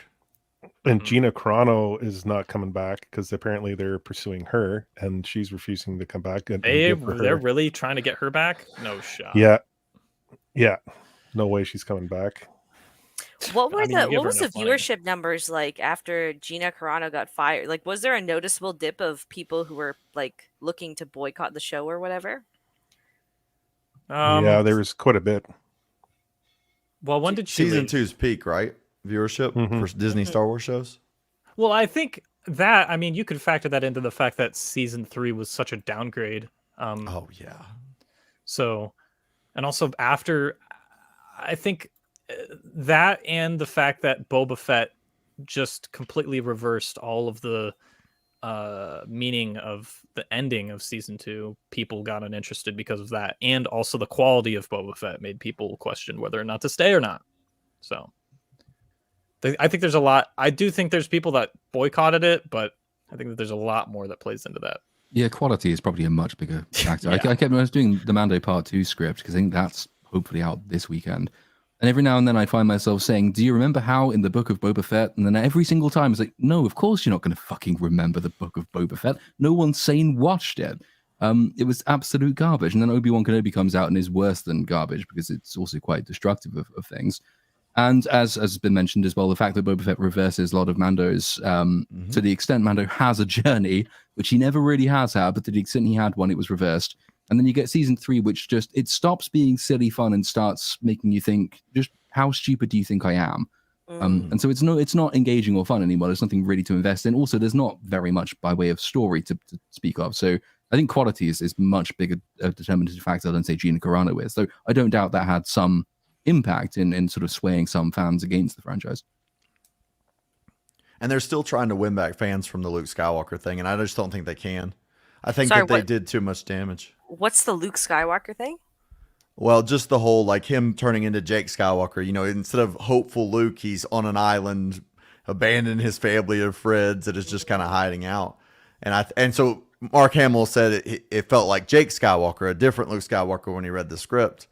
And I just think that that's where they lost fans, and they don't know how to win them back. And maybe you can't. Maybe you did burn so many bridges with your, like, hardcore fan base who maybe only hate watch now, if that at all. I mean, I don't know. I think this Ahsoka won't fix anything. That's for sure. Even if it was good, it wouldn't fix anything, I don't think, because its target audience is Rebels. Like, if you didn't watch Rebels, I don't know how you could enjoy this show. Because, like all of you have said, they didn't set anything up and say, hey, are you a casual viewer? You need to know this. It's you better know this to understand it. But also, the shows are what you capitalize on when you have a really successful film franchise. You create all of these tie-in novels, tie-in comics, tie-in books, tie-in shows, and then they are much more popular, and that's how you make shows popular. Shows very rarely will drive popularity in a franchise that's killing itself at the cinema. They are the thing that's an optional bonus extra. Andor, for example, I think Andor was a really, really good show, but in the ideal world, it is an optional bonus extra. You don't need to see it. So if you're one of those people who finds it boring for some inexplicable reason, then you don't have to. But it would have been much more popular had it actually been trading off of some very, very successful thing. I honestly think if there's a strategy going forward for Star Wars, stop all of the shows, pull all of the money, get the best writers you can who have shown themselves to be quite good at doing things, bring in Tony Gilroy, for fuck's sake, and start a feature film again.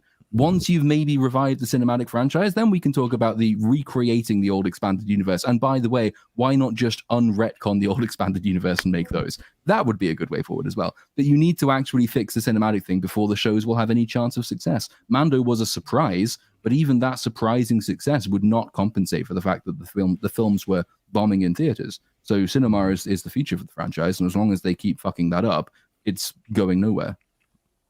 Well, listen, Taika Waititi's got his movie, right? And we're so excited for that. Oh, that's what we need. Yeah, I thought that got Taika. canceled, didn't it? Yeah. No, he's still going. He's still going.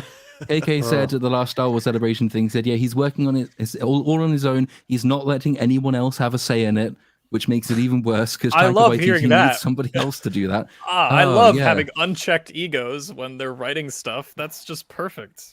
Well, look at Love and Thunder. Unchecked there. Oh, well, that went. I finally saw that for the first time 2 nights ago, and that sucks. Why did you I do that? wish I saw it when it came out because I have so many questions about it now. Oh. Well, do a video. You could do a retrospective on Thor: Love and Thunder. I guess I could, but I don't think the YouTube algorithm would be too happy with what I have to say about it. So, or your mental health if you did a video on that. that too, yes. Even though I was forced to take Disney Plus for free or D Plus for free, I still haven't watched Love and Thunder. It's just right there. I could just click on it, but no. I knew you were too happy. I got on here. I was like, that guy's got too much happiness in him. It's true. Can't do it. I can't click that button. I made all of my friends go watch Thor: Love and Thunder. I Oh. was like, all right. I made all my enemies do that. I don't know about It was friends. so it was so funny because I wasn't the big fan of Ragnarok. I was like, this is all right. Pretty mid, but then and all of my friends were like, oh my god, it's Thor Ragnarok, best movie. So when Love and Thunder came out, I was like, guys, listen, Thor Love and Thunder, best movie, better than Ragnarok. And I took them to it and they're like, that sucked. And I was like, I know. I'm awesome. in agreement with you on Ragnarok, though. I don't like the direction they chose to take Thor. I understand why they did it now with all the check marks and stuff, but my goodness, Love and Thunder is...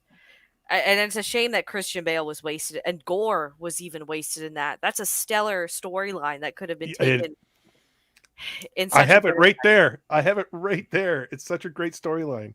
Oh. I just Just like remember. I'm waiting for Bob Barker to come out and say, "Get your males neutered and spayed and all." Like because like that's what they're doing to all these male characters. They're making them low T and dumb as fuck. Like they're just like it's just ridiculous. Yeah, Yep. Chris Hemsworth's number was too high. They had to knock that down, get it down there Yeah. real low. Yeah. Yeah. Even And then you what's watch- his- Russell Crowe when he was Zeus too. They made Zeus a fucking fat idiot. I was like, Yep. bro, Yeah. you're taking like two of the most masculine kind of mythical gods that anyone can think of, and you've just made them into like fucking Valkyrie was more masculine than both of them combined. But which he is- loves Yeah, they put orgies. Zeus in a tutu. what? And they surrounded him with guys as well. He wasn't even dripping in ladies. He was dripping in dudes. There were which was even some weirder. ladies, but There were a mostly few guys. ladies. But To be fair, yeah. he is also Greek. True. They That's love fair. orgies there. What do He's you not say? conventional in his taste. Zeus once transformed himself into a swan to go and fuck a girl, so it's like he's not like a conventional person. And a cow, I'm pretty sure. But it is mad that they introduced Zeus and Hercules in a post-credits. Well, Hercules in the post-credit scene, and until we started talking about it just now, I'd completely forgotten that happened. They've never come back. Sorry. I what was the really point hope of all of that? Hercules doesn't come Yeah, back. sorry about that. What a disappointment. I can understand why Chris Hemsworth wanted to walk away from the role after that, but it looks like money talks though, because his tune is going a different way these days now. So Well, and then you watch Extraction 2, and everyone raves about that, like because he's like bringing back those 80s, 90s action heroes, like Chuck Norris, Rambo, all those kind of roles, and everyone's like loving it, right? that's what he's perfect for. He should honestly stick to action movies. Do that. Like that works for him. He was so great in Yeah. Infinity War as Thor. That was the best Oh, Thor. yeah. That was- That was Yeah, that peak was Thor. He just shows up, give me Thanos, and then just, Oh my god. just goes through all the ships like butter, and he's just he's just has God mode, and everyone else is just like praying for their lives. That's badass. Now What we a got this. Well, even he has that talk with Rocket Raccoon, and he's like, "Yeah, I've lost everything."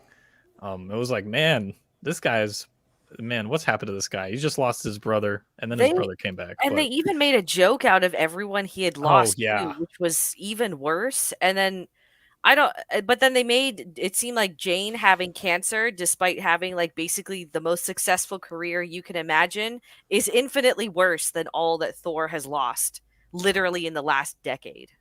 It That's where It's She-Hulk fine though, got the 'cause idea, then, I guess. Mjolnir turns up as an ambassador for the Make the Wish Foundation, and then she's fine again. and they're So- sentient too, apparently now, which was Yeah. also a weird take to go on. But hey, we got the Marvels coming out. It's gonna be an Reason to IMAX too. live. Yeah. It's actually That's a gonna- smooth transition to the next subject because the Marvels will be taking the IMAX screens of the recently delayed Dune Part 2. I haven't even seen the first Dune yet, so but How I have know you still not seen that? Bro Oh, has so a list good. that's piling up. Dude, Little Platoon at this point is going to finish Arcane before you do. maybe. I don't know. You haven't watched Arcane? SMH. I am ahead. not. I'm 3 Oh. episodes in, but I really like Um, the 3 episodes I've seen. Oh, they're that's very great. good. And we're not here to talk about what I haven't watched. We're here Yes, to we talk. Everyone point and laugh at him in chat. Yeah. Can you imagine the look on the faces of the manager of the IMAX cinema when he's told June isn't coming anymore? He says, "Okay, well, what have we got instead? The Marvels." The Oh Marvels. fuck! I was And then after that- All the money going down the drain hearing that. Yeah. You also get Rachel Ziegler in the prequel, The Hunger Games, and then Aquaman 2. Aren't you excited, IMAX? You're going to make so much money this fall. Oh. You know, so I was doing some research for my Ahsoka video, and I was looking at like I had to get like a bunch of Order 66 clips. And you know the clip in Revenge of the Sith where Yoda is sensing everything that's happening, and he like holds his heart and like almost passes out. That's Yes. how I felt when I read that Dune 2 was delayed. I was just like, no, Mm. God, why? Because that was the only movie that I was looking forward to. Me too. And like I think was that's like, the only movie anyone was looking forward to from the Yeah. sound of it.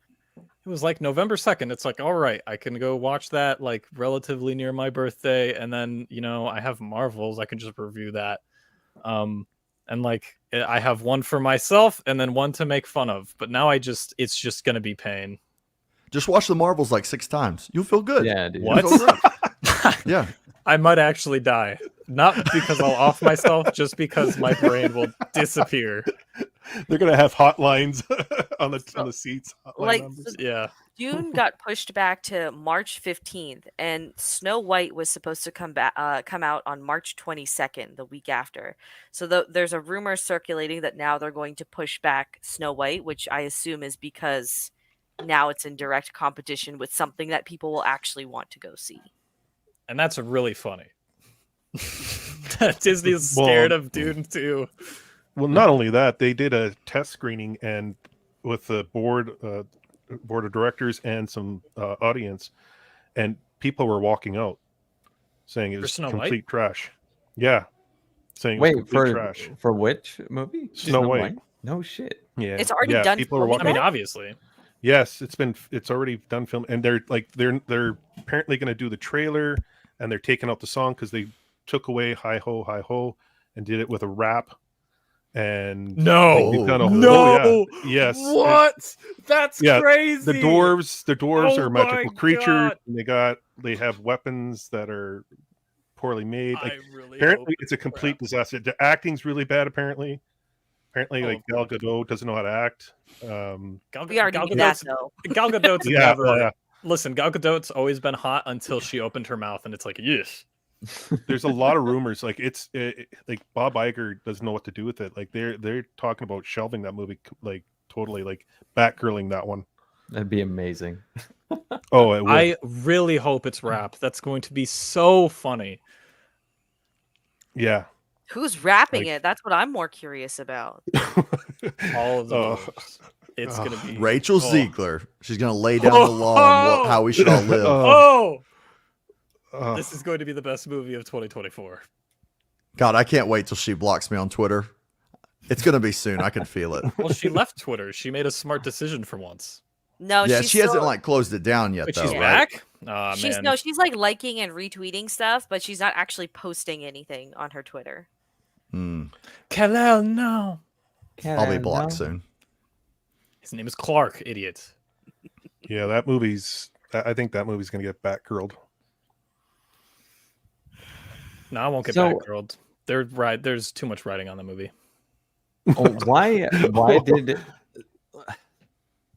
I never thought until this recent strike that like the actors actually promoting movies mattered that much to how the box office I is don't gonna think it perform. does. Yeah, I don't think it's it like, It really does. blows me away about this. Like, I've never gone to see a movie because, like, by the fourth time I saw Tom Cruise walking that red carpet, I was like, all right, fine, I'll go see the movie. Like, that's never done it for me. So I Yeah, just also- don't understand this. I don't know. The delays are weird to me. It has the hype of the first one. Like the advertising for this movie is the first Dune, which was amazing. Everyone loved Dune Part 1. It was crazy. And then Dune Part 2 is supposed to wrap up the entire thing. So you have all that hype. I thought there was going to be a third one, though. Yeah, that's what I thought. It's going to be adapting wants Dune to. Messiah, which is a different thing other than the Dune book, I think. I don't Gotcha. know. It is, I'm not a Dune and man. it starts getting a bit dicey in the later books. Yeah, a little but wacky. We'll see. Super I'm looking dicey. forward to I hope Timothy he does Chalamet everything. becoming Worm himself. That will be fun. I have become Worm. Actually, there's a missed opportunity here pushing back Dune. Like, I get, okay, they want to maybe pull in a new audience member, but there's a lot of hype after Dune 1, even for people that just don't care about Dune as a franchise in general. And with everything else not coming out, that's actually a reason for people to go to the cinema, Mhm. especially right before Christmas as well. I commend Disney at least for keeping the Marvels there, right? Because no matter what you do with that, it's not going to make money. But I think that's what I was formulating, like, there's a conspiracy, right? Oh. And oh, yeah. Dune cock moment. No, but I'm pretty sure that, like, we've already heard it with a few movies of like, well, we can't get the stars to go out and sell the movie, so that's an excuse for like poor box office. And I feel like they're not shifting the Marvels specifically so they have a built-in excuse for why the movie underperforms. Like, well, couldn't market it, so I mean, That makes sense. I think, I mean, having the cast not go out is probably the best thing for that movie. Yep. that's why this whole thing really blows my mind. I'm like, what's the actual reason behind it? It's not because they can't push the movies. I think it's a little bit Oscars too, because Dune 2 realizes they won't beat Oppenheimer. Probably, I'm not saying they don't deserve it, but they probably won't beat Oppenheimer just because of the hype around that movie, and then Napoleon. So if they do want to win awards, Warner Brothers, of course, not the people that made Dune, but like the actual studio, they might be moving it for that too, just because it doesn't seem like anything's going to beat Oppenheimer across the board. So Yeah, but there were a bunch of other delays too. Like Dune is just the biggest so Right. far, I'd say. But So it like, depends weren't on other what- movies yeah. pushed too? Wasn't like Was Craven Craven was pushed back? yeah, Yeah. Craven Yeah, was Craven. pushed Oh back. God, Craven. Venom. Woo! What was There's There's a another bit of a one? drop in quality and import between Dune and Craven, I feel. Oh, I know, Are you but ta- that's are what you I'm kidding saying. me? Like those Craven's gonna movies be the aren't best movie competing of for 2024. Oscars, so why the delays? Um, That's what I'm for not the understanding. for the whole celebrity thing, like not having a, I think for people like us who actually like go and look at what's coming out and actually are invested in what's coming out, it's magazine covers, it's those little clickbait videos or like TikTok shorts or whatever that show an actor saying something. For the actual normies, like they're not looking forward to Dune like a year in advance. They'll see a promo for Dune 2 weeks before it comes out and be like, "Oh, you want to go to the movies and see this?" So I think it's not so much the star power; it's just what they can kind of plant in the mind of the general audience more than anything. It used to be star power, though. Mhm. Just It's yeah, star, no, not it's still kind, it's almost still is star power, but it's you know, as you say, there's a huge amount of second order, second degree publicity that comes from actors just being out giving interviews. All actors appearing on magazine covers, as you mentioned. There's so much by way of publicity, free and otherwise, that you're simply not going to get if nobody is currently allowed to go around talking about the film, posing for photo shoots, appearing on carpets. All the rest of that stuff really does matter in drumming up attention. It's kind of the slightly healthier, or at least the more old-fashioned version of the outrage economics thing that people do when you leak accusations of racism because it guarantees blanket coverage in every single newspaper for free that would otherwise have cost you hundreds of millions of dollars.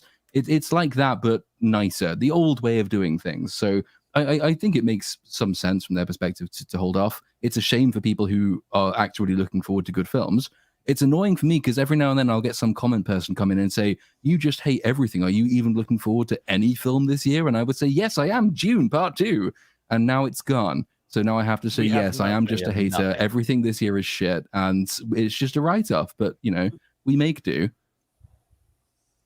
Yeah, Dune Part There 2 was- is going to make me think that this was one of the better years for movies. And now that it's moved, I'm like, I don't care. This year is terrible.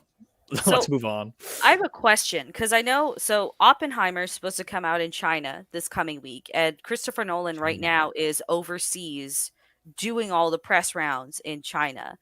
So is there an exemption for like Hollywood doing promos overseas, or Well, he's a director, not an actor or writer. Mhm. so then why aren't directors out still It promoting also- their stuff? It also depends on the country, I think, because I know that like in Europe, some places in Europe, people are still filming stuff. Like I heard House of the Dragon is still filming. Yeah. So there are some places where you can still film. I would guess how it's completely uneducated guess, but I would nevertheless guess that that's because the actors involved are European actors and not part of either of the unions that are currently striking. So that's an obvious exemption, is that you just film outside the country with actors who aren't part of the union, and that's fine. With more directors not going out and shilling their wares, though, I think that might have something to do with the fact that Nolan is pretty exceptional. There are not many directors who can actually demand that kind of attention. I don't think even Denis Villeneuve. We need an uninspired reviewer so we can pronounce his fucking name. Then Denis Villeneuve. Villeneuve. Villeneuve. One of those. Denis the French. I don't think even he is yet big enough to command the kind of attention that, say, Christopher Nolan can. So Nolan doing it is one thing, but a lesser director or a less well-known director is not going to do the same as a star in that film. I think that if Timothée Chalamet were on the red carpet, that would garner more attention than Denis being on the red carpet. Gotcha. Can Oppenheimer qualify to win the Best Picture? There's Is- supposed to be an exemption this year Okay. For what? because One. basically Oppenheimer came out One. and they were like, we better put an exemption in, or because they knew it was going to be a firestorm. Because how can you not let that be up for this picture? You're allowed to have one white person movie. Yeah, they're like, you get this No more! last I one. thought there was an exemption if it's historical, because like Oh, maybe that might be the exemption then. because not everyone can be a Cleopatra and just like race swap people in historical situations. Yeah. but- Well, Vex, isn't that Scorsese film coming out later this? Yeah, Killers of the Flowers Flower of the Moon. Killer Moon or Killers of the Flower Oh, Moon. I'm excited for that. Flowers But of the Killer Moon. that's streaming though, isn't it? That's not coming to theater, or is it a limited release? I think it's a limited release, right? Okay. I think it's the same thing that Apple does with their stuff. Mhm. Is it owned by Apple or is it Netflix? It's thing? Apple. It's It's I Apple. think it's Okay. Apple. So yeah, then it is a limited release. 1 month in theaters. Bag face all over it. He's got it. There you go. Yep. Dune is the one movie that really didn't need unbelievable. actors to promote it at all. Just it's already been sold. I think I see what you're saying by having actors doesn't hurt it, but this one I think you could have really just put out there and people would have flocked to it because there's nothing else, and it's a movie for the theaters. Yeah. And even on top of that, the day after it got delayed, like I was like, all right, that sucks, whatever. The day after, I see a bunch of Empire articles with new posters, new promotional material. What are you doing? Why are you like blowing your load on all of this material that you just like spent weeks making for the delay? Like it doesn't make sense. We were discussing this on Mr. Brown's channel yesterday. That kind of stuff is actually planned like several months in advance. Yeah. So I think it was a mistake more than anything. But I thought that was really fun. It was there were two, Empire and someone else, both put out Dune posters and Dune covers the day after the delay was announced, which is like I guess was a stab in the gut for you Dune fans, but Stab in the gut. I do wonder if Warner Brothers is also considering, well, okay, we need some wins. Aquaman 2 is going to be garbage. Aquaman 2 will come out in December, and then we'll just release Dune 2 after, and people forget that our studio made that movie. Maybe that's what they're thinking, moving that around. I mean, they had Barbie this year, which either way it made them money, so they're probably hanging their hat on that, making up for the Flash's loss and Blue Beetle's loss. And I don't know, Warner Brothers is a disaster. I like the idea that Barbie is paying for all of the things that absolutely failed. Flash, Shazam 2, Black Adam, Blue Beetle, like just paying for all of those. It's really funny. All the popular characters, Yeah.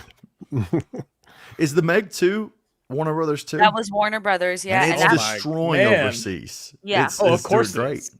So hilarious. and then they've still got Wonka as well. That's WB in That's December. right. Yeah. Let's not talk about that. Yeah, that's gonna. Someone Just- unironically recommended the Meg 2 to me. They're like, Bro. "Hey, Show up late, like did you an see hour late. Meg 2 yet?" And I Oh, was like, opening day. I'm a diehard Shark fan. Every movie, I mean, fair enough. I do I that, was with but don't show up horror on time. movies. Yeah, you Don't can show up just on- watch the last half hour. That's all you need Yeah. to watch in that movie.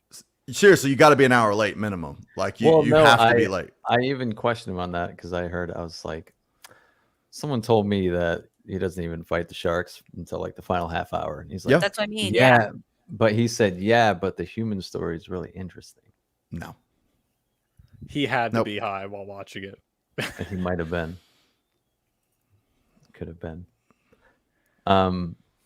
But I don't care what anyone says. Meg 2 is goated. If you're not. Goated, bro. Trust. if you show up late, I really think it's great. You just got to miss the first. You got to be there for like the last 18 minutes or so. Yeah, You're but good. is, It's so good. is it worth it? Like, if you actually have to pay for a ticket, it's the No, final you have 18 to- minutes is so fucking good. It's You got to go see another movie that times well, and then just see the last 18 minutes. Just walk in. yeah. All right. I've done that. I did that for a couple movies. It's like, well, how old are you, Andrew? Because I was just about to complain. I'm like, yeah, that's what like teenagers do. In my I'm 20. theory. I've done that. I've done that Um, back when I was a youngin. Back You in pointed the out- old days. Well, like 4 years ago. Last Yep. year, I think he means. Last Back in the week. day. Back in my When day. was your birthday? It was earlier this year I did it. Someone pointed out too that Aquaman 2 isn't moving, which I mean I think is the same thing as my Marvel's guess. Like, let's just leave it here so that there's a built-in excuse for why it performs so horribly. Well, that's a Christmas Day release, so I think either way, that's gonna make money. A lot of people, at least in Canada, a lot of people go to the movie theaters on Christmas. Same here. I do yeah. that. Yeah. So I think, and not only that, That's but they so already moved that weird. back twice, didn't they? That's so weird. Shut up, loser. It is weird. Shut up, loser. Well, it's because it's the only thing open, and everyone's together as a family, and they want to do something that doesn't involve yelling at each other or eating, so they go to the movies. And you Honestly, have we to shut find up in the movie. enough entertainment in just yelling at each other and eating. So, like, that's all Christmas is. Boxing Day is when everything reopens, and that's when you're allowed to go outside again. Boxing Day. Yeah, Boxing Day is the day Boxing after Day. Christmas. There's It's when all the special sales, sales and everything. yeah, sales come out and everything. Yeah. But Okay. going to the cinema on Christmas Day, it's really annoying. I don't want to have to review fucking Aquaman over Christmas. Why can't One you just go thing. to enjoy it though? There you go. That's Oh, Yeah, like our friend yeah. Matt Cat's going to enjoy it. Oh, I we forgot all that was an loved- option. We loved Aquaman 1, didn't we? We all loved Aquaman 1. Now Oh my God. listen.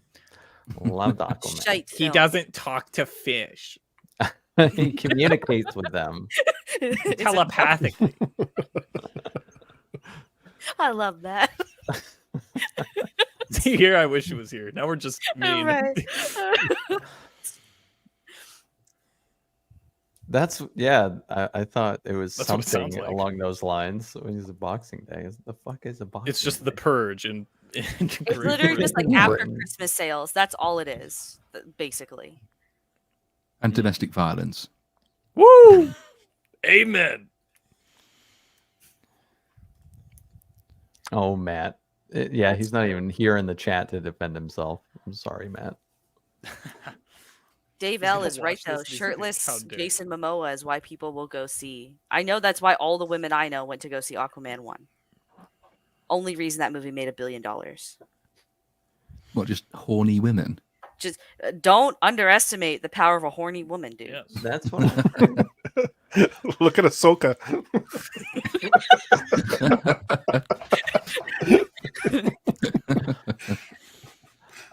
Yeah, this is what I was wondering too, nerdy film girl. I don't understand why an exception would be made for Oppenheimer to get a nomination. It qualifies regardless. Yeah, and that's what I was wondering. black people. Hold on. Can you, You can't explain be allowed the in. exception thing? Is it like movies that come out outside of the cutoff date? Is that it, or? No, it's No, an I exception for think- the diversity rule. Yeah, there's. I thought you were joking literal about that. diversity. No, there's a No, that's diversity. true. That's real. No. I The thought Oscars. it That's was why too. the Oscars is a Even joke look it now. up. Academy Awards diversity. Listen, this is why me and Bagface are making our own award show later this year, all right? Because this is the real award show. we You're have a gonna call ranking us the system. wokies. The Wokies. I don't know what we're gonna call it. Oh my god, this We is. should do one of those and just call it the shits or something.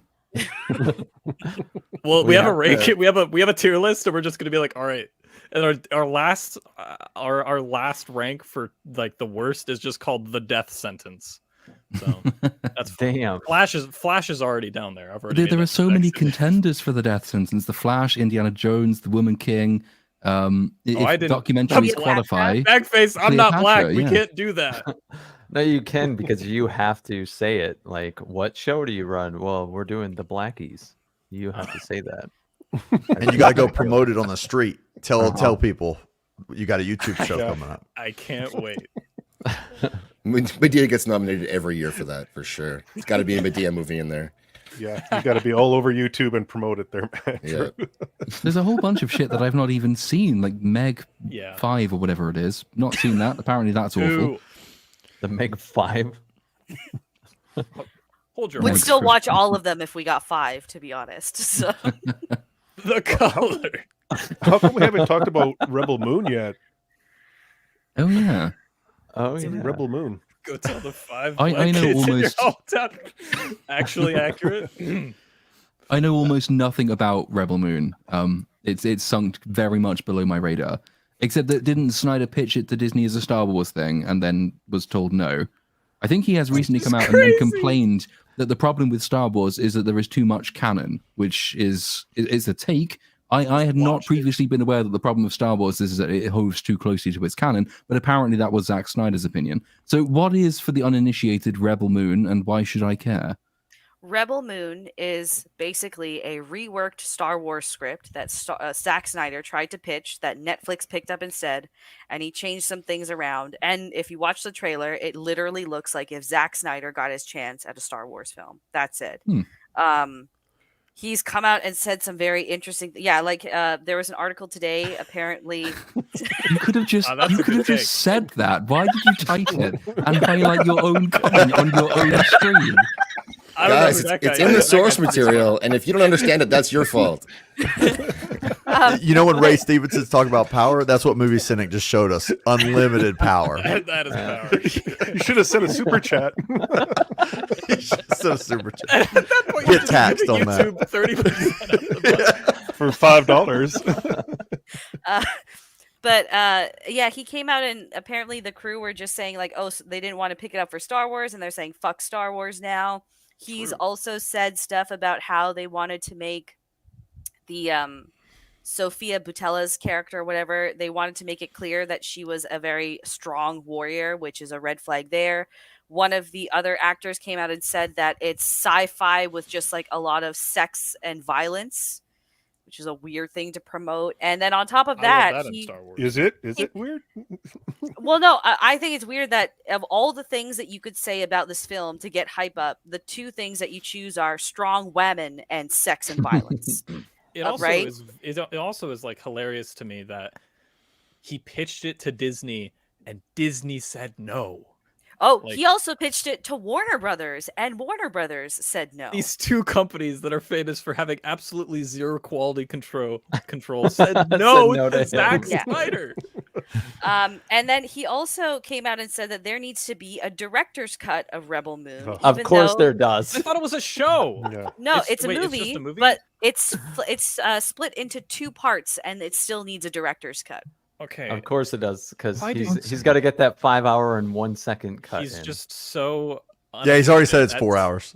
Of course. He's so in the director's vision, it's the same thing. It's just that half of the footage is slower, but that's really important because that's the director's vision. Can we not just skip the entire film part with Zack Snyder? So rather than everyone hyping about, oh, Zack Snyder's doing Rebel Moon, let's call it Release the Snyder Cut 2. Electric Boogaloo. And there's just a Release the Snyder Cut with every single film that he does. That's the thing that apparently garners most attention anyway. I really hope that this movie proves me wrong, but just what's coming out already isn't very hopeful for little Zachy, unfortunately. So what is the premise of the thing? It's what is the Rebel and what is the Moon? It looks cool. It looks better than Ahsoka. That's what I'll say. Yeah, it's a fun trailer. Yeah. Oh, yeah. His trailers, Zack Snyder trailers always get you hype. It's just can he land the plane? He's very good at trailers. All right, so here's the premise. In a universe controlled by the corrupt government of the Mother World, the moon of Velt is threatened by the forces of the Imperium, the army of the Mother World, controlled by Regent Balisarius. Cora, a former member of the Imperium who seeks redemption for her past in the leadership of the oppressive government, tasks herself to recruit warriors from across the galaxy to make a stand against the Mother World's forces before they return to the planet. So yeah, it is just Star Wars, but it sounds gay. Man, that's God. If you're a Snyder bro, for the love of God, take Zack Snyder's pen. If you like him, take his pen away. No more writing, Zack. Yeah, Get him off I the was gonna grill. say the Get him worst off thing the is grill. like he can't hide behind how shitty this one is most likely going to be, like Mr. Badass Turner, because he constantly was Bitch ass Turner. Bitch ass Turner. I was saying badass. I'm giving the man a compliment. But no, he was saying that, he was giving Snyder a pass. He's like, well, he directed the movie when we were talking about Batman versus Superman. Well, he helped write this one. So I really hate the tendency in sci-fi, especially people who think that they're really sort of highbrow. I think Zack Snyder does think he's kind of highbrow. Oh, he's You very. can tell it he all does. comes 100% across. thinks that. It's all in the nouns. It's the planet of Zanzar and the fortress of Shinu and the Pilial Empire of Imperium Fang. Wing Wong. And Sounds really like bad. it just Scientology. sounds like utter garbage. There's the South Park episode where they have to return the porno to the movie theater, the Two Towers spin-off. And Randy plays a bit of South Park's version of the Lord of the Rings at the beginning, and so there's a voiceover which says, "In the dark forests of Enfang, the slanging." It's like, that is classic, boring, generic sci-fi stuff or generic Sounds like fantasy stuff. Sounds like Zack Snyder. There's a huge amount of good stuff in Star Wars because Star Wars used at least to avoid that kind of bullshit. But when you just read off that list of completely nonsensical nouns, it just turns me right off the film. Maybe I'm fickle. I've been telling many people that Zack Snyder should move to Canada and take advantage of our maid services because he's doing no one any good. Or your in the healthcare. film. Ooh. Medically assisted, medically assisted and induced death. It's deleting You- yourself You by realize way what of the his government. daughter Yes. did, right? Oh yes, I'm well aware, and I still Oh, stand by the okay. statement. I just wanted to point out how insensitive you are. This is the person who once said live on stream, "I don't care that your daughter killed herself," if I recall. I think I said that too. I'll be fair.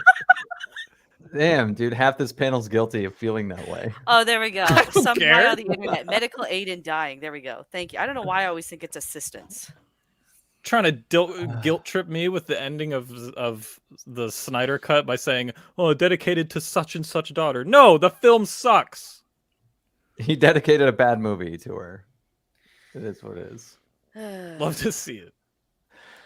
Yeah, but you know, Zack Snyder, he sure has an eye for cinematography. He does have that. He can make Boy, I cool tell ya. establishing shots. That's it. Establishing shots as good as Spider-Man Lotus's establishing shots, though. Those were some killer establishing shots. He couldn't fit more references into that trailer either. Like there's 40K references in that trailer. There's Star Wars. There's Avatar, I think. Like it's just everything you've ever seen is smushed into that 3-minute trailer. Well, that's all they do. Everyone's doing that, just cut and paste. It's kind That's of what like everyone's Blue doing. Beetle, but for Star Wars. There we go. That's what that trailer felt like. Yeah. You got it, Bags. Yeah, spot on. Spot on. I think the creator looks more interesting than Oh, 100%. I'm looking forward to that. I'm not necessarily interested in the quality of the writing for that one. I'm more interested in how they make it look because it's just filmed on FX3s, Sony FX3s. So I just want to see what they're able to do with that camera. What is this one? The creator. The creator. Is that the one with the guy walking through the field and the robots flying in the background? Okay. Yeah, I'm And very there's, like, a excited little for that. And robot also, it's kid made by and everything. Gareth Edwards, who made Rogue One, and I'm very excited to see what he does. Was Rogue One one of the good Star Wars movies? Oh It's yeah. probably the only Star Wars movie in Disney's period that's been not shit. Yeah. Gotcha. And also, the third There is act is that. crazy good, like in terms of the cinematography and the way he's able to shoot like the AT-ATs to make them look like just giants, like unmovable forces. Oh, That very is what they are, but yes. The No, it's only a very thing that good bugged looking me, film. the only thing that bugged me was when they were flying away and Vader didn't pull them back with the Force. I was waiting for that. Well, he hasn't I been able really- to do that. He hasn't been able to do that till Kenobi, so that's fun. That Kenobi ruined a lot because he could have done Yeah. that in Empire, but Only Rey can do that. true. Oh God. Rey and Ahsoka.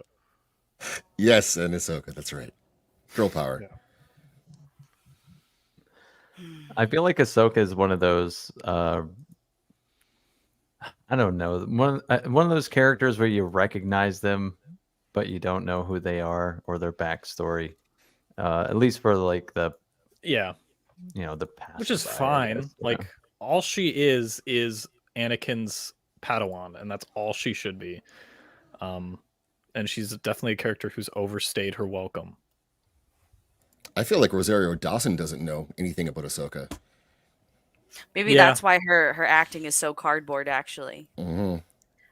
Star Wars Girl posted a thing on Twitter yesterday. It was like a condensed version of what you absolutely need to watch to Oh yeah, understand it's Ahsoka. way too much shit. And it's still 20 to 30 hours of content across like 6 or 7 shows and movies, which is still pretty wild.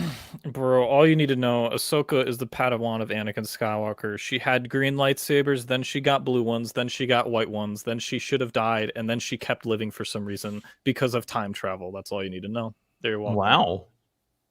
Thank you, Andrew. Yeah. I'm so good. I'm so good at this.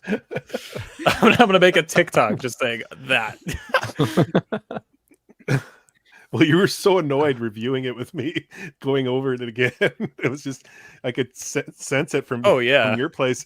I'm still annoyed. I have the Premiere file up right now. I'm looking at it, just like my blood is boiling because I'm not even Are halfway we done. did a rewrite of Ahsoka like you rewrote Spider-Man Lotus? Is that incoming? Hopefully? Honestly, no, because the show just doesn't work fundamentally. Gotcha. True. Not a nerd.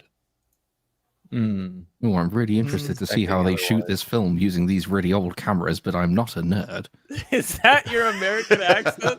No, it's not an American accent, it's a nerd accent. It sounded pretty American. Is that because it was just really nasally? Yeah. Maybe do it again. Is anyone actually excited for episode 3? Are you curious about what's going to happen at all? I'm so excited for it that when you said, is anyone excited for episode 3, my mind said, wait, which show are we talking about? Oh, Ahsoka. Yeah, that's happening. No, not really. I don't think I've seen No. anyone actually praise this show yet, in all honesty. Well, there's that Star Wars review. theory. I think Zax, you had that on when you had the people with the expressions reviewing it. Yeah, Yeah, that was The so shills. fake. The Yeah, shills, people- yeah. people Did they have crying watching no- it with their reactions. How are they Did they have no crying? jawline while Yeah, they were they were watching crying. it as well? Like, We watched a supercut of Shills reacting to the episodes 1 and 2, and they're tears and they're cheering Where? and they're yelling at TV. Also, I can find the clip, but it's pretty where- hilarious. Like when These oh people my exist. God.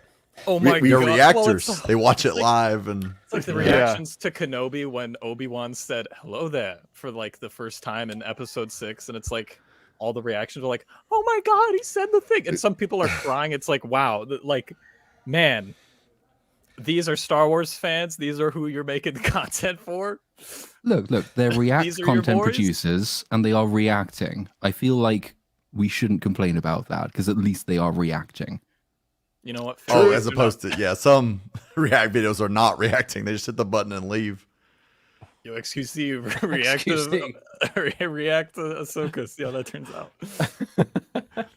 I'm excited selfishly because I've waited till episode 3 and I'm going to do my whole review right after that. So selfishly, I'm kind of excited. And 33 minutes of film time. I don't think we're getting something good, but we might get something real dumb that ends real abruptly. And, Oh, yeah. you know, I that have could be videos great. to make now. Yeah. We have videos to make now. That's the only reason I'm excited. Yeah, there's a whole new category. Well, it might not be good, but at least it could be really shit. Yeah. Hooray, that's actually It quite could that's make something us to look lots forward of to. money. It's vindicated because like the video I've got coming out is only doing episode 1 because that came in at 90 minutes, I think it is. So I've still got episode 2 to do. But if episode 3 is also quite short, then maybe I can wrap those two together and save some time. We will see. And it just seems off. Like something seems really off. The first one was way too long, way too slow at so many moments. And then we had that dumb ending where basically you're invincible now. Getting stabbed with a lightsaber has no effect. You're just fine. And then episode 2, a little shorter, but not that short. And now we're jumping down to 33, 34 minutes. Mandalorian season 3 did that with that dumb episode where they were chasing the monster. And so I wonder if we're getting that. Yeah. Don't remind me. Such a that episode. Worm. That was that's funny. I really Listen, like that one. We got the character Cobb Vanth. Hey, man. Oh yeah, him. I remember him. Cowboy. He's still alive apparently, and that he hasn't turned up ever since it was revealed that he was still alive. But yeah, the suddenly pterodactyl episode of Mandalorian was really, really special television. I like Cobb Vanth only because his name is so dumb. It's so cowboyish. Zack's tube. Did you need to depart, sir? Yeah, I have to get going. Thanks for having me on. Appreciate it. This is fun. Yeah, thanks, man. You're welcome back anytime. Shoot Awesome. me a DM if you want to schedule an appointment and hop on here anytime you want. You better believe I will. Wednesday I have two channels, Zack's and Zack's Tube. Zack's is demonetized, so I'm trying to build up Zack's Tube a bit. My kid's yelling, but that's all right. The Wednesday 9 o'clock Central, we have we've got Bagface on, Matt from Foulball, Copa Catania, Lady Bellfire. We're gonna talk about Ahsoka and the strong female characters, but really we're gonna talk about The Expanse. That's our excuse to talk about that instead. So Nice. we're gonna cover some fun sci-fi. It's not perfect, the show, but it does a better job with the females than Ahsoka does, and it's actual strong female characters are in it, so we can take that spotlight a better show. That's kind of what we do on Wednesdays, 9 o'clock Central on both my channels. Nice. Yeah, and links are in the description for everybody. And it will be on the re-upload too if you're watching. It'll be in the description. So yeah, thanks for stopping in, man. Appreciate Thanks it. for me on. Yeah, thank you. Good to see you. Thanks, Bye, guys. Zachary. Bye. My fellow And that Canadian is gone. Yeah, my fellow Fine now. Winnipegger. We're getting rid of them. Wait, slowly. Jay, you're in Canada still. Hold on. Yes, yes. Never mind. We always have a suspicious number of Canadians on our stream. I don't know what it We do. is, but there's loads of you. I thought Canada has a population of about 12 people, so I don't really Yeah, know they're how all we on got to here. this point. Yeah, you They're got all half of on our them on stream. here. Yeah, yeah. That's it. That means there's 6 we haven't discovered yet. Cynic Because, invited all of them. This is who showed up. Yeah. Just send a letter to Canada. The other ones are taking advantage of Maid. What else was on the news docket for this week? Those were the two big topics for the week that I wanted to talk Barbie about. hit 1.4, but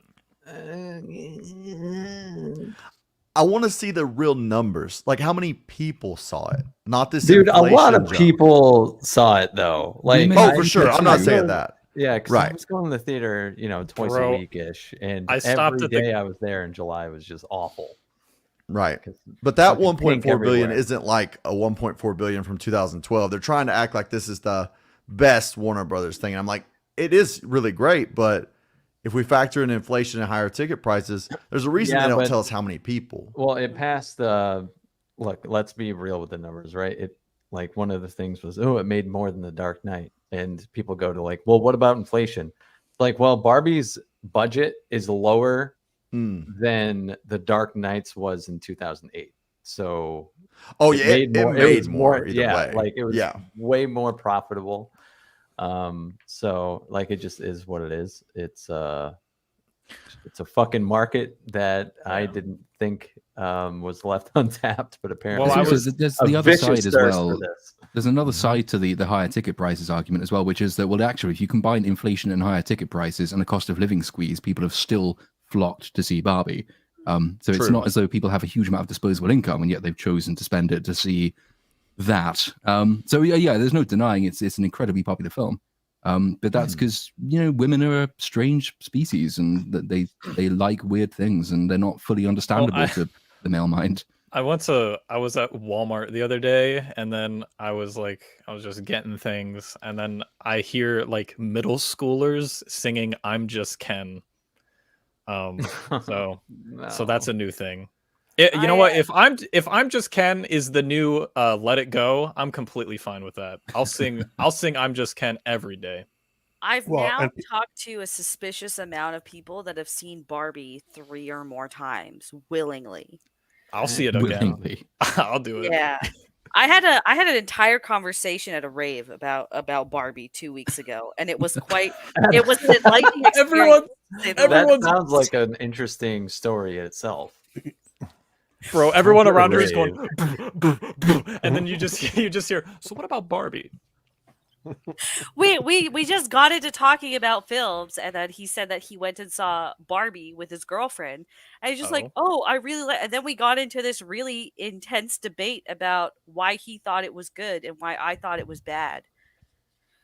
It's all good though. We had a good time. And then they still, beat regardless. up, and then you beat them up, and then you were We banned had a from the beach off rave. afterwards. There you go. Beach off. How did you Well- have this conversation during a rave? Was it all sign Yeah, language? yeah. There are things that I cannot disclose on this stream. What for, happens in the rave Okay. stays in the rave. Yeah. She was Yes. feeling good at the time. There you go. Yeah. We I'll go expressed it see it through the again. medium of performative sex. I'll go again just to drag my friends to see it. My friends would love it. They'll love Ken. 100%. Well, Ken was good. There are genuine good points about the Barbie film. It looks very distinct. It's a unique looking film. Some of the jokes are quite funny. Ken's an amazing character. But the biggest one is that, yeah, actually, it speaks to an awful lot of women. And whether you agree with their interpretations of their own experiences or not, and I'm minded to say that I don't, nevertheless, apparently it's resonating. So that was one of the many reasons, the whole get woke, go broke thing doesn't really apply to something like Barbie, is that woke rises because it's quite popular. This is a film which is for women who are disproportionately more likely to be on that sort of slightly lefty social justice warrior type bent. It speaks to a converted audience, and that audience is a large one. So all power to it, in a sense. It's great for cinema in the sense that it keeps cinemas afloat. I would just much rather that, even if it was wrong, I would rather it be consistently wrong as opposed to contradicting itself and then being very self-pitying, which is irritating. But there were lots of things to like about the film as well. Ken. Yeah. I think the Matchbox 20 making a comeback. the 1.2 going back to the Dark Knight. People talk about, it wasn't going through a rough period. That period was when people were losing homes, and we had the big That was Wall Street. That was a 2008. financial crash. yeah. Yeah, Right. it was. Nah, So, families were still buying them Lego sets. I still got Legos. Yeah. I do think it's another good comparison, though, because I suspect in 10 years' time, people will still be talking about The Dark Knight as a really good film and a really good superhero film and a really good entry for an iconic character. I don't know if Barbie's had the same sort of lasting cultural legacy. I mean, I know we know people who've seen it several times. I haven't really heard anybody. It's kind of the Avatar argument. It's Yeah, I like was it's gonna say, weirdly it's like popular, and yet Avatar. no one's actually talking about it very much. Yeah. So I wonder whether in 10 years' time, Barbie will actually be looked back on at all, or if it is just this flash in the pan kind of moment. I think it will be looked back on purely for the meme factor of Ken. Yeah. The And the summer Ryan of Gosling Barbie. memes. Yeah, the event, Barbenheimer. that The whole the literally me character meme won't die, and it, like, if anything, it got elevated because of Barbie. So that's the only way I see people the talking marketing is what will outshine it, and the sets, because I think that's the first time in recent memory I can think of a movie that wasn't so heavy on the CGI and effects for the Yeah. background. It was a genuine set, right? Those are the only two, but even then, it's just still the people that have seen it a handful of times, they still can't tell me what the movie is about past the Barbie world scenes. No one can tell me what happens in the in between when she's in the real world, or really put it into solid, form a solid thought on it. So again, it's yeah, I agree with you. It's very much the Avatar effect. Nobody is actually going to recall any details from that film, even in a year, I would say. Alternatively, it's the Black Panther for women, which I think makes it the Pink Panther, but that's already taken. So, Well, I get Well- Wayne's World No, kind it's of for vibes white from women this. specifically. Sorry. Everyone loved Wayne's World when it came out. It was a huge hit, and it was just like one of those movies that was funny. Everyone knew the characters. That's the kind of vibe I get from Barbie. It's just the summer movie. That's it, and once it's done, it's done. But I take objection to that just because I know course. every line of dialogue from Wayne's World. Dude. Yeah. I'd also say, like, on the Well- other end, we have Oppenheimer, which is making 900 million, or projected to make that, and also it's Maybe. releasing we in hope China it's a soon. billion. Yeah, a billion Um, easy. Yeah, a billion's definitely in the talk, and that movie's good. So and at rated least we have R. that. Yes, So, which is also crazy. Christopher Nolan being in China right now, that's the first time a Hollywood director has been in China since the pandemic started, which is a pretty big deal. So I wouldn't be surprised if we see Oppenheimer hit $1 billion pretty soon because the Chinese also really love Nolan.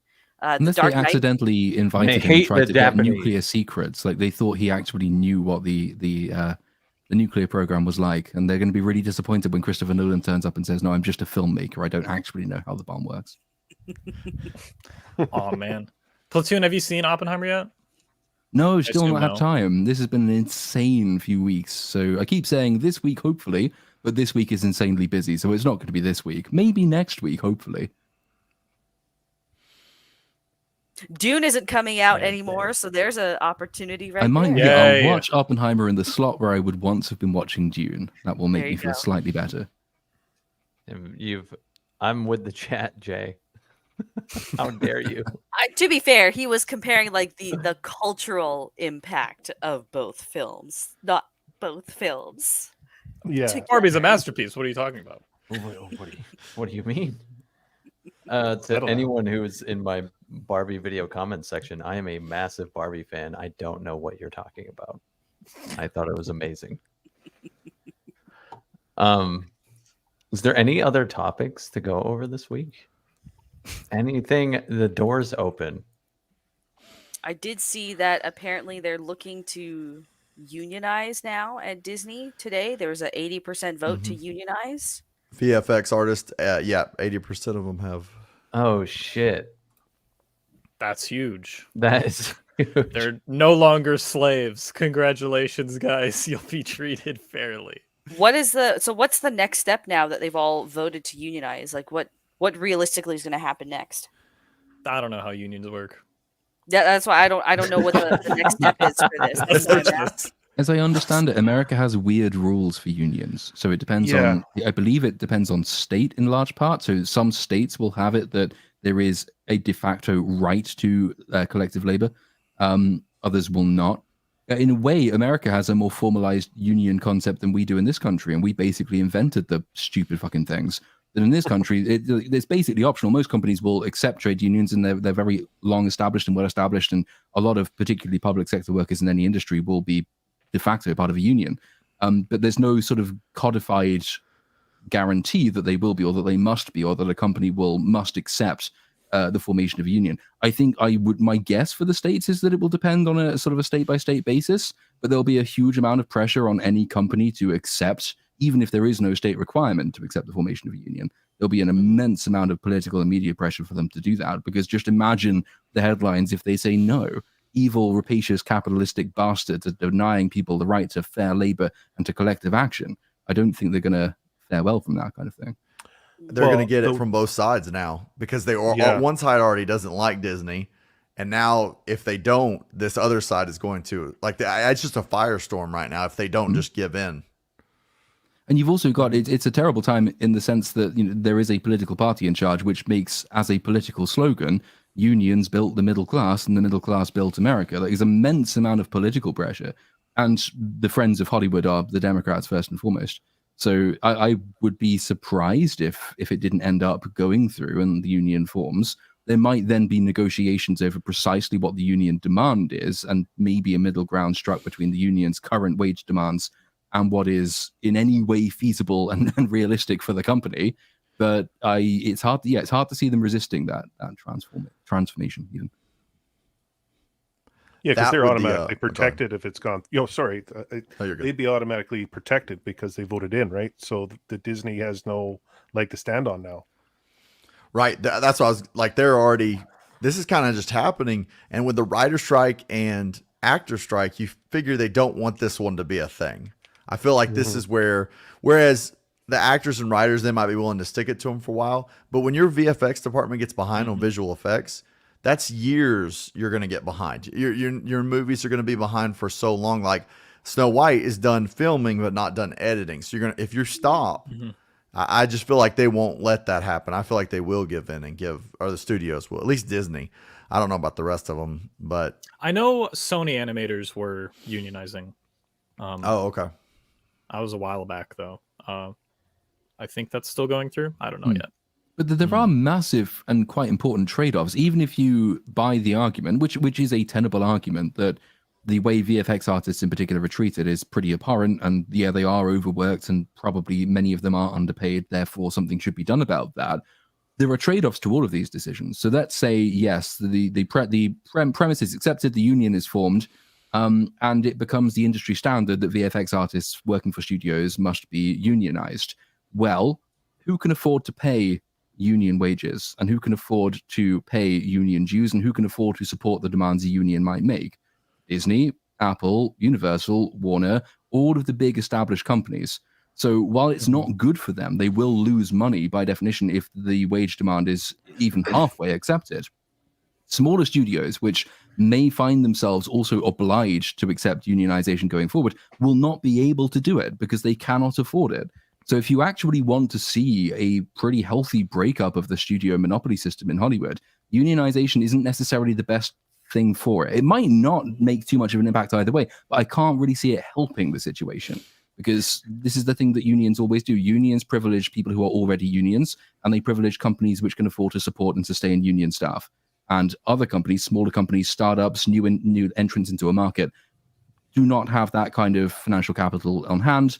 They will struggle to actually make an impact. And new staff members who might be prepared to take their first big break for less money than someone else who's been in the industry for a long time would expect, nevertheless won't be able to do that, because if you've got a choice as a company between hiring someone who's been in the industry for 20 years on a high wage, or someone who's starting out on the same high wage, you are going to go for the person who's worked in the industry for 20 years. So there are, like, even if you accept, and I think there are good arguments for some of the union's demands, there will be pretty big downsides to it as well. And I don't think it's going to be particularly good for Hollywood in the long run if it does go through. Also, like most of the VFX are done outside of Disney, and they go to third parties. So I don't know how this will affect them. And they might just go to third parties, because usually what happens, it's kind of like trailer houses sometimes, where they have an effect that needs to be done, and then these outside third party companies pitch their resources and say, we can do that, and then they pretty much sign up to something that is absolutely ridiculous, and they can't do it. So that's the problem, is the third party companies pretty much screwing themselves over by making themselves work harder, because of Disney's ridiculous demands. Outsourcing things, that goes hand in hand with some of the demands made in the strikes, for example. So there are protectionist demands made in the strikes which have nothing to do necessarily with the demand for unionization. For instance, you may not, we, the union who is established, say, employ artificial intelligence. I say employ, use artificial intelligence to do our jobs instead. There's nothing that necessarily stops the union from saying that we, the union staff, will not continue to work for your company if your company outsources our jobs to somebody else. So in the long run, the union might lose from that, but at the same time, it can cause an awful lot of trouble. So there will be a fight over outsourcing as a response to unionization. I think that's probably coming down the line as well. Yep. Dead air. Sometimes Splatoon just lays it down so hard that we're all like, yeah, this is just an episode of Ahsoka. we're all contemplating on the deep things Platoon just said, aka Ahsoka. How much longer do you think this strike is going to go, in all honesty? I know there are some people speculating it was going to just go for the remainder of 2023, but because I think we're coming up on the period where the movie theaters are going to start losing money as well, right? I think they've been doing meetings and trying to come to a compromise. They've done 3 of my knowledge. They've probably done more than that. I think there was one 2 weeks ago and they didn't come to a conclusion. Some people have been saying that Warner Brothers is using Dune 2 as a tool to force them into ending the strike. And trying to use that and say, hey, people want Dune 2, you guys got to stop striking so we can release it or something like that. David Zaslav's brutal. I mean, as a businessman, every tactic he uses. I could definitely see that being a thing, because it makes sense for Dune 2 because like nobody cares about Aquaman. It's not like nobody's going to be able to see Aquaman. No one's going to be able to see Wonka. No one's no. Yeah. Oh, But yeah. Dune I 2, forgot about Dune that 2 one. is the only movie that people are looking forward to, and now it's been delayed. So how long are people going to be on the strike side? And are people just going to be like, come on, just end already? And especially people that are striking are going to end up being like, hey, I need to make money. We need to stop striking. I mean, that's already happening. I already saw Yeah. like some of the people on the pickets are just like, I can't like afford anything anymore. Like I need to go back to work. I have no money. I saw another rumor too that they're now just kind of using that they're gonna just delay everything till the new year more, like keep the strike going, I mean. Just so all these contracts that they have will end and then they can just kind of offboard all the people that are causing these issues in the first place. That's They what I don't heard, pay too. fees. Yeah. Yeah. There is validity in just waiting it out because ultimately the thing that may defeat the writer's strike in particular is not going to be any action or inaction by the studio. It's going to be San Francisco rent prices because they're incredibly expensive and most Yeah. people want to live there for unaccountable reasons. And so eventually, yeah, you'll get a lot of people toward the bottom who eventually can't pay their bills and pay their rent, and then they will be either be breaking the strike or they will have to try and lobby the union to make some sort of compromise, and compromise is probably the answer in any situation. But there's validity to waiting it out. It's just that people will suffer as a result. But then let's say the opposite is the case, and the studios cave and they pay way more for every single worker. Well, let's have fun complaining about high ticket prices because that's going to be a thing forever. Because these things will eventually have knock-on impacts on the customer as well. So, there's never going to be one particularly good answer for this question. It's always going to be a pretty gritty, nasty compromise. I think the studios would pay more if it came down to that. The one thing they're never going to give in on is this idea of releasing the data, like this third party service where we're going to know the data of Netflix. I am convinced that Netflix would take this as long as it had to go. They'll never give in on that. I couldn't see them saying, oh, this is the actual number, because all of you are YouTubers. Yeah. If people understood what an actual view is and how much like big YouTubers get, I think it would like eliminate some of the facade. Like, yeah, Suits was watched like 20 million times last week, but how many were actual views? Was it more than just a click? Did they watch like 10 minutes? Did they watch 10 hours? That would look real bad on Disney if we knew that Willow was watched by 100,000 people. Like, yeah. I'm not sure Willow was watched by 100,000 people. No, just me 100,000 times trying to review it without like crying and like suffering through it. I'm sad I wasn't able to watch it. What's happening with the cable companies like CBS, NBC, like all these cable networks? Like probably reruns, right? Well, I mean, they're struggling right now. Like the streaming services are like YouTube and Netflix are the top two dogs when it comes to viewership. So like you're just going to play reruns that you already see on YouTube. Like you're seeing it, and you're seeing it on Netflix and other streaming devices. Like that's going to be some sinking ships there too. Like the only thing saving grace is the NFL is coming on in the next few weeks. That's probably going to save like a little bit, but other than that, like.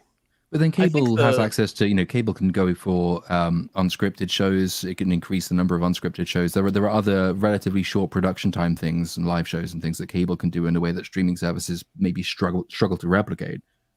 Streaming services, the strike will be really good for Korean cinema, for example, and it'll be good for Japanese cinema because companies like Netflix, which can't very easily do what cable TV can do and go for unscripted shows, will simply say, well, we'll commission more foreign content. And actually, the best stuff on Netflix for the last few years has been Korean cinema anyway. So yeah, more for I'm kind of in favor of that. I think it will give some more variety to the viewer. Netflix probably has a lot of stuff that they can release. Plus, they've got all those contracts with movies that are older from other services that they're going to show. I think they can endure a lot longer than the others. Paramount's kind of a question mark. They're a financial dumpster fire. Is college football might save them for a little bit, but if you look at all their numbers, everyone thinks their streaming service is going to get sold anyway. So it's just a matter of time, I think. Warner Brothers can maybe endure a little bit longer, but I don't know. Someone mentioned that in the Fox buyout, Disney had like a deal, or like Comcast was in there, and now there's like a few billion that Disney owes to Comcast as well. 26 billion. Just a few. Just a few. Yeah. Just a few billion. I know Yeah. that they're like their share with Hulu was a lot of money, and like if they were to buy the rest of Hulu, it'd be like 40 billion. Yep. So, and That's why there's- Peacock's not going anywhere, because Comcast, Peacock, they've got money for days. Like they can hemorrhage money on Peacock as long as they need to. But Disney, Disney has lawsuits coming at them. They have money owed to Comcast. I think it's 26 billion. They're bleeding money right now, and people say it's Disney, they'll be okay. And I'm like, not when they're not Will making they? any money with the news. Yeah, their stock prices. I think they're sitting at 81 when I last looked, and that's been the lowest since 20. Fiona said it was like 84 something in the chat not too long ago. It was 81 when I It's last saw it. 84.16 right now. Is 84 now? It went up. Yeah. That's basically gonna come 9 back years down. of no money. If you're an investor, Yeah. you basically made no money in 9 years unless you've traded in and out when it went up and down. And Yeah. investors don't like that. That's not great compared to Netflix, where if you bought it last summer, you made 3x your money in 1 year. Yeah. Yeah, it's not looking good for Disney at all. And like I said earlier, this thing with Snow White and Ziegler, it's just making Disney look worse. And the Gina Carano piece, it's just all these things they're just negatives towards Disney, and Iger is just panicking big time. They've been there's a lot of videos coming out of Disneyland in California. Now they have men dressing up as the Disney princess. Like I saw that. Yeah. What? And I thought it was a one-off. Yeah. but No. It's actually a Nope, yeah. regular thing over at the Stunning and California. brave. Stunning and brave. They're breaking the gender binary. So Thank I God. imagine that's Bearded not. And Cinderella. they had to, didn't they Bearderella. close down the Star Wars hotel as well? Was the other thing? Yeah. recently? Oh Yes, yes, they that did. was. Yes, they did. That's my Yeah. favorite coverage of this episode. That's my favorite BSUP episode. Just going over that. That's so funny. I forget who went over the exact numbers, but they talked about like tax write-offs and everything that they could, write off, and the amount they actually owe, and it's like billions and billions and billions of dollars. Like it's just they owe so much money, it's ridiculous. Like they're so deep in the red. I mean, There the was easiest nothing thing is coming to out. sell a bunch of stuff. They own like 25%. Last time I checked, it was like almost 25% of Hollywood, pretty much. Mhm. So they have assets to sell, but it's only if those assets like are worth anything anymore. So Well, Yeah, look what's it's- happening in Florida. Like they're struggling they're fighting with the government in Florida for Disney World. Like Mhm. that's another huge chunk too, Yeah, it says because they want to have be 10 taxed. They have $10 billion in cash, and 48 billion in debt. So it's a net debt of 38 billion. if only Yeah. they made think- good things, then they wouldn't have this problem. Max is 50 billion in debt. I think they were 55. Max? They managed to get it Ooh, to 50. shit. Yeah, I Paramount's forgot they 34 existed. billion in debt. Yeah, Wait, Hey, these Paramount's streaming- at what? 34 billion. Deserved after Halo. See, that's why they don't want to release the streaming numbers, because they'll show their investors that no one's what they're Yep. investing in, like no one's watching anything, and they're gonna be like, "Well, fuck that. We're not gonna give you any more money." I think it's ironic that Netflix doesn't want the numbers released, because comparatively their numbers would crush these other ones. But maybe Yeah. they're not as good as we think either. Maybe that's like Yeah. the facade. Maybe they would give up, But yeah, Goddamn Ponzi scheme! I tell you what. I just don't know how it sustains, because is a pyramid eventually it scheme, has in to a sense. consolidate. And consolidation will eventually happen if anyone has enough money left to actually take on a different streaming service. But I think with something like Netflix isn't actually that distinct from a pyramid scheme in the way that it was marketed. It was basically sold on the proposition during, in particular, the COVID-19 pandemic, that we will have forever an increased subscriber base, generating forever an increased amount of revenue. Therefore, it will always make money, and the more of you sign on, the more money it's going to make. That is basically the definition of a pyramid scheme. It's why when they had a minor blip in subscriber numbers, it wasn't even that they were shedding Disney Plus numbers of subscribers. It was a small blip. Basically, it wasn't gaining subscribers for the first time in a long time. Investors suddenly thought, oh, shit. And the panic about that was outsized next to the share of the subscribers the company actually lost. But that's because it was sold on the basis of infinite growth. And infinite growth is obviously not a thing. It's unsustainable. So with Netflix not releasing the numbers, it might not be that they don't think they could crush the other services. I think you're right. They probably could. But if they reveal to the outside world that their numbers are not as good as they used to be even a year ago, that's when the whole sales prospectus becomes much more questionable.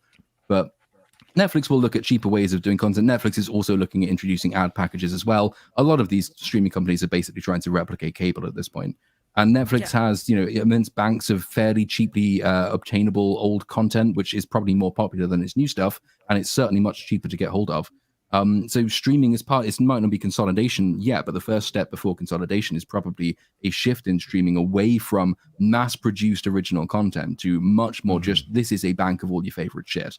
And that's kind of it. And then we'll do the occasional good thing. Kind of like a combination of what Apple TV does, because Apple TV is very specifically saying, we will only do a few things every year. They will be original, but we're not going to do mass content. So save money in that way, make money in other ways, ads and all content, and then maybe something balances out. But then on top of that, of course, you've also got the fact that a lot of these companies took on immense amounts of debt because for many, many years you had interest rates at virtually zero. So there was no real penalty for doing that.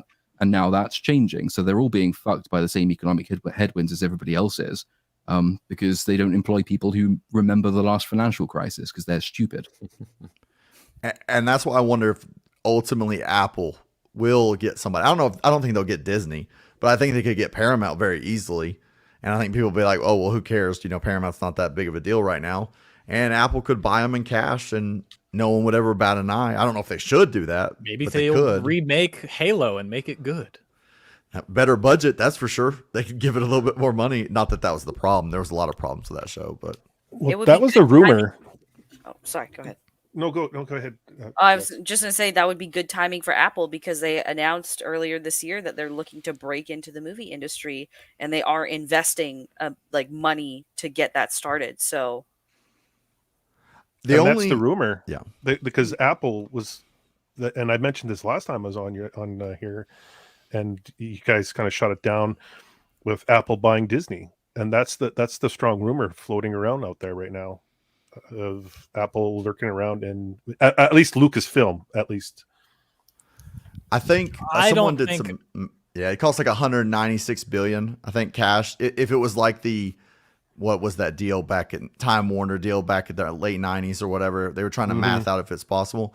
I wonder if it's more likely that ESPN gets sold to someone like Amazon and then Disney trims down and then like you see like Paramount sell off Star Trek, like they might as well at this point. It's not helping them. It's not helping the brand.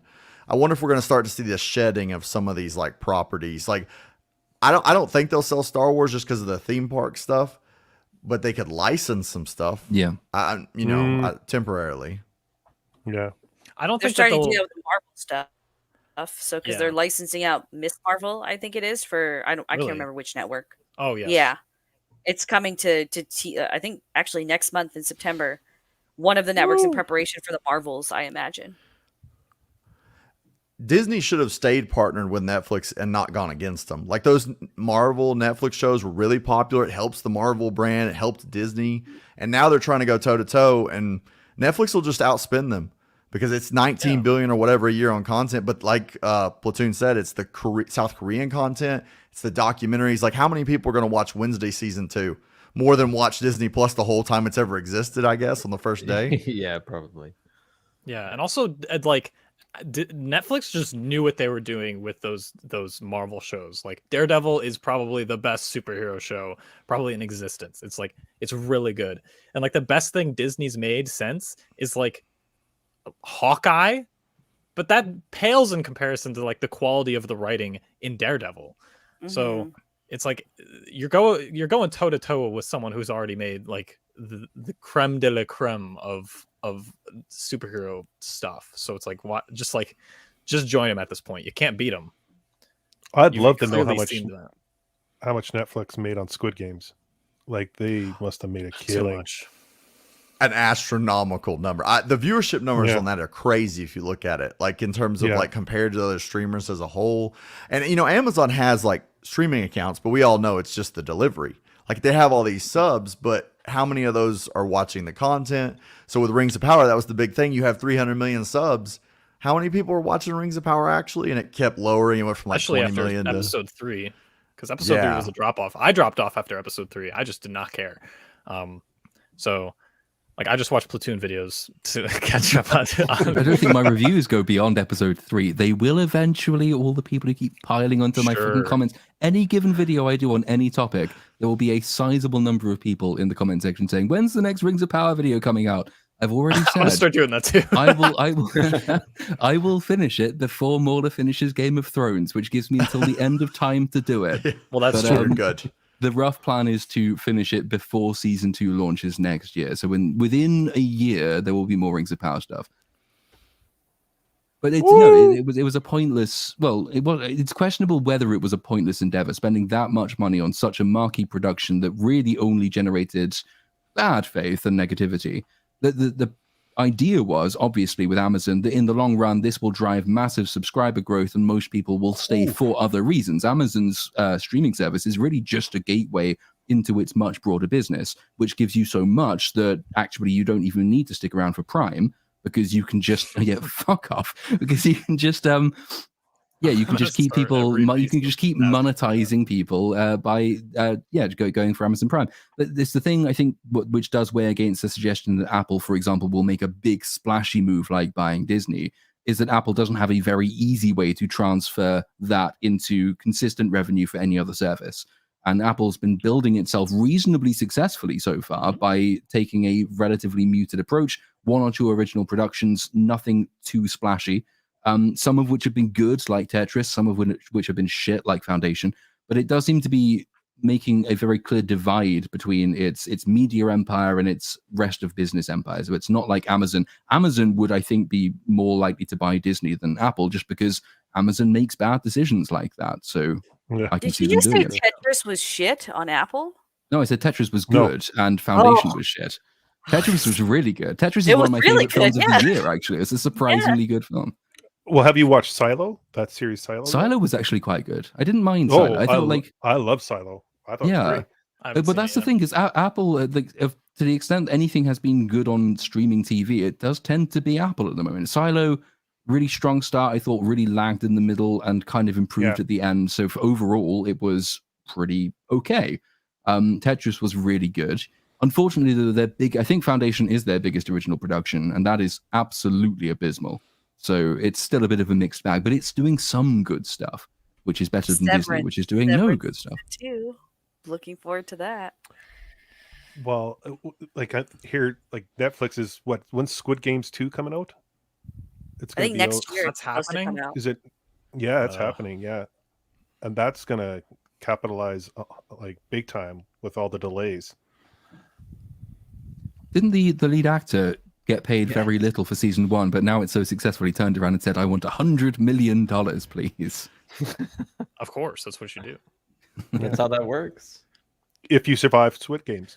I think And that's he's how in the Acolyte too. I think that's how Orlando Bloom was with Lord of the Rings and The Hobbit. I think when The Hobbit came around, he was like, "All right, I want more money this time because I don't even." He got like $100K for Lord of the Rings. Yeah, which is insane.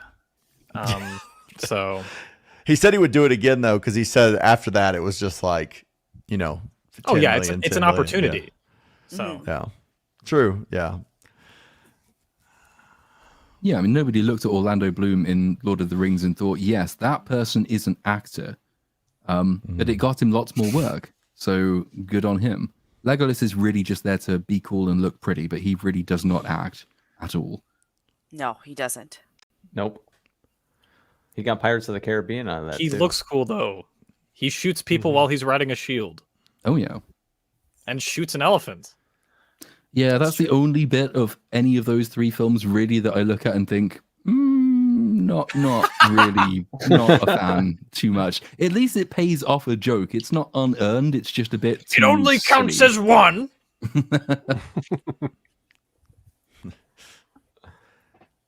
Nerdy film girl. I bet the agents influence the asking price more than we realize since they get a cut. Oh yeah, Yeah. Yeah. especially now. Hollywood agents. I'm sure they're Especially wonderful now people. with like Disney remakes, and it's like, oh, Disney remakes are such an opportunity to become a big star. Like that was a whole pitch for Halle Bailey. Halle, So- I hate Ha- saying her name. It's too Haley close to Bailey? Halle It's Berry. Haley Bailey. That's what we're going with. All right, Halle Bailey Hailey Um, Bailey. and her, yeah, and that's kind of that's how Disney traps them. It's like, oh, this is a big opportunity. Mhm. Well, the only The movie's terrible. live action movie that did well was Beauty and the Beast, and they stuck to Aladdin the made storylines. money, right? Yeah, Yeah. Aladdin You that made over over a $1 billion. Cinderella. didn't they? Cinderella.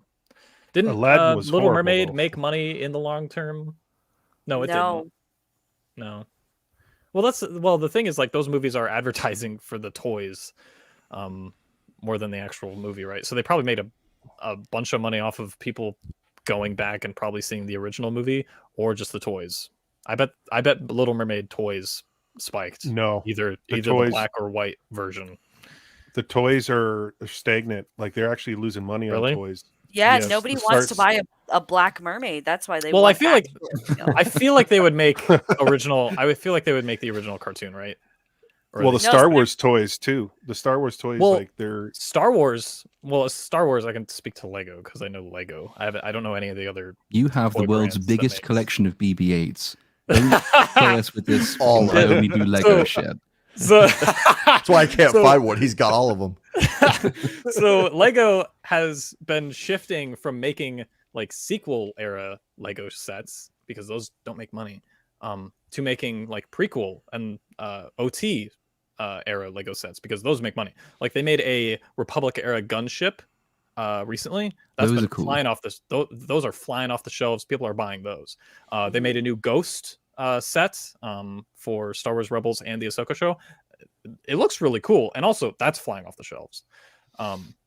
So like people are not touching the sequel era stuff in terms of toys, which you have it with the what's the girl's name? Rose. I always Rose think her- Tico. Yeah, I always think her name's Hope because she says it so much. But like no one's buying her her character or her Well, toys. because what is Um, there to buy from the sequels? Rose Tico, Admiral Holdo. Millennium Do you- Falcon? Do you want a purple-haired Lego doll? No. Okay, then back to the prequels we go. But the Falcon's been around forever, so of course Yeah. that's kind of just OT as opposed to sequels. Did great on streaming, really? Did it? I could believe that. People not going to see the movie beforehand and then just seeing it on streaming, because that's how most of it. That's how Flash went. That's how That's gonna the be Shazam the movies tale went. of, it'll be the tale of Blue Beetle as well. Yeah, but I don't know Oh, if that yeah. will be successful on streaming, even though it was Well, I- meant for streaming. A lot of people are watching Flash on HBO, aren't they? I think they. Max is pretty active, it looks like. So, like, the irony is if you get onto the streaming for Max, like, people actually watch what's on there, which Really? is kind of like their claim. Like, if you have Max, you actually watch it. If you have Disney Plus, you just have it. You don't actually. No, watch it. that's how it is That in is- my household. Like Max is an underrated streaming service. It's just It like is. its interface is shit, Mm. but its content is awesome. As Yep. Last of Us had 7 million viewers an episode, most episodes with 78 million subs. Disney Plus can't get 1 million. Well, I mean, Miss Marvel was like 500,000 viewers an episode out of that's 140 so million fucking subs. Crazy, dude. Oh, man. 500,000. That's crazy. Even if it was 5 million compared to their sub count, it's embarrassing. But you're talking numbers that are, that's why they can never give in. I do believe that they will push this strike as long as possible. The writers will never get that demand of seeing the analytics. I really think the streaming services will push that to whatever end. Maybe they give in on AI or something, but I don't think they ever give in on the streaming numbers. As Nerdy Film Girl. Yes, Vex is correct. The Flash is doing very well on Mac. Nerdy Film Girl all over it. She's on I it. mean, Indiana Jones will do well on Disney Plus, right? I believe that goes to Disney Plus today. Ooh. Does Oh, it? I can no. watch my favorite Indiana Jones movie. I have I only purpose look now. forward to it. I look forward to the streaming releases because I just get a huge bump in YouTube analytics. Yeah. I knew when The Flash had gone to streaming because all of a sudden, oh, there go the views. I get more money. That's good. So Indie goes up today. I'm hoping that video gets a bump as well. Unfortunately, Barbie will be ages because it's doing so well. So that will not get a bump for a while. End of September, it's coming to streaming services. Ah. Yes, this is a good point. Like when we were talking about Squid Game 2, I was thinking that. I was like, how do they make money off of something that has no ad revenue? Got to get new subs off of it. That's the only it like Yeah, brings right. in Yeah. new So you have subscribers. to, so you basically have to like make the assumption that if a lot of people signed up during that time, it was because of this Mhm. show that was popular during that time. But there's Which no, how do you like, know? Like they just right? guess There's no really like direct, yeah. There'll Yeah. be ways of doing that, I assume. So if you've got, for instance, a free trial for Netflix, you watch a load of Squid Game and then you hit the subscribe button, then something in their back end will tell them that basically Squid Game is the reason they subbed. So there will be all kinds of sort of very algorithm heavy ways of deducing who subscribed based on what content, how much of that they watched first, and all the rest of it. But then, otherwise the making money part is, just subscribers. The business proposition was subscribers are guaranteed revenue over the long run, which is a better sales pitch than one-time only revenue. But it turns out it's not quite that good because lots of people leave. Also, I think the other thing you'll probably see streaming services do going forward is that you will be locked into contracts as opposed to being able to just subscribe for Stranger Things and then leave.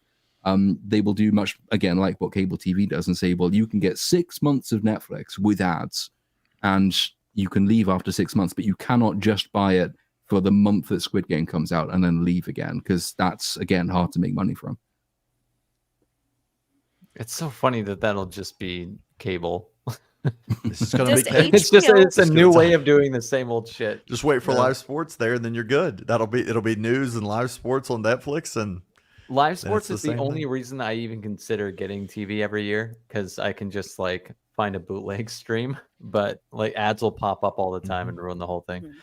And I'm like this close to signing up for a YouTube TV just so I can watch basketball and football. that's exactly what I do. It's the only You just reason. describe my life. Yeah, and they have this like, it is fucking crazy though that I'd pay that much money just to watch 2 channels a few nights a week. Mm-hmm. Yep. But Does HBO run ads at all? they have an ads enhanced version. Yeah, that's cheaper. Gotcha. They advertise their own shows at the beginning of their stuff. That's the only thing that annoys me is it's like constant. Like you click to even watch if something. you pay, Even if you pay, the it's full like- price. You still have to get HBO specific ads at the beginning Yeah. of your Okay. shows. Yeah. Yeah. Man, Andrew, this chat and you. dude. I'm on my phone. I'm scrolling Twitter. Leave me alone.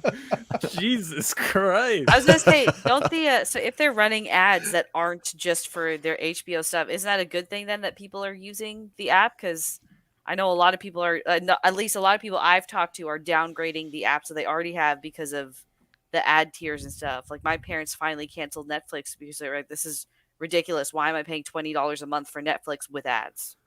So Yeah, that's fucking crazy. Yeah, and Yeah, plus Disney's tax because 24 it's and Canada, Netflix so. and yeah. I've never seen ads on Netflix. no, they're introducing the ad tier. That's why. Right, you have to do Oh. the ad tier, yeah. So it's going to all switch. I think I can't remember when, but it's pretty soon. So they were just like, we're not going to pay $20 a month for a subscription service that's now going to be more and include ads. Yeah. How many streaming services do you guys have? I think I have 4. I think I have Max, Netflix, Disney, Disney, Hulu, ESPN, and like the package. And Peacock. Sadly, I've I got pay them for all, Peacock. but I Do you? hate Netflix every and bit of it. Disney. And then I allegedly pirate everything else. Allegedly. Yeah, I was Sell gonna the say, I IP. have Yeah. Prime because I have an Amazon Prime account. Oh yeah, I yes, guess I I have have that that. too. Yeah. Yeah. Yeah, but other than that, I have a ship for the seas of India. So Hmm.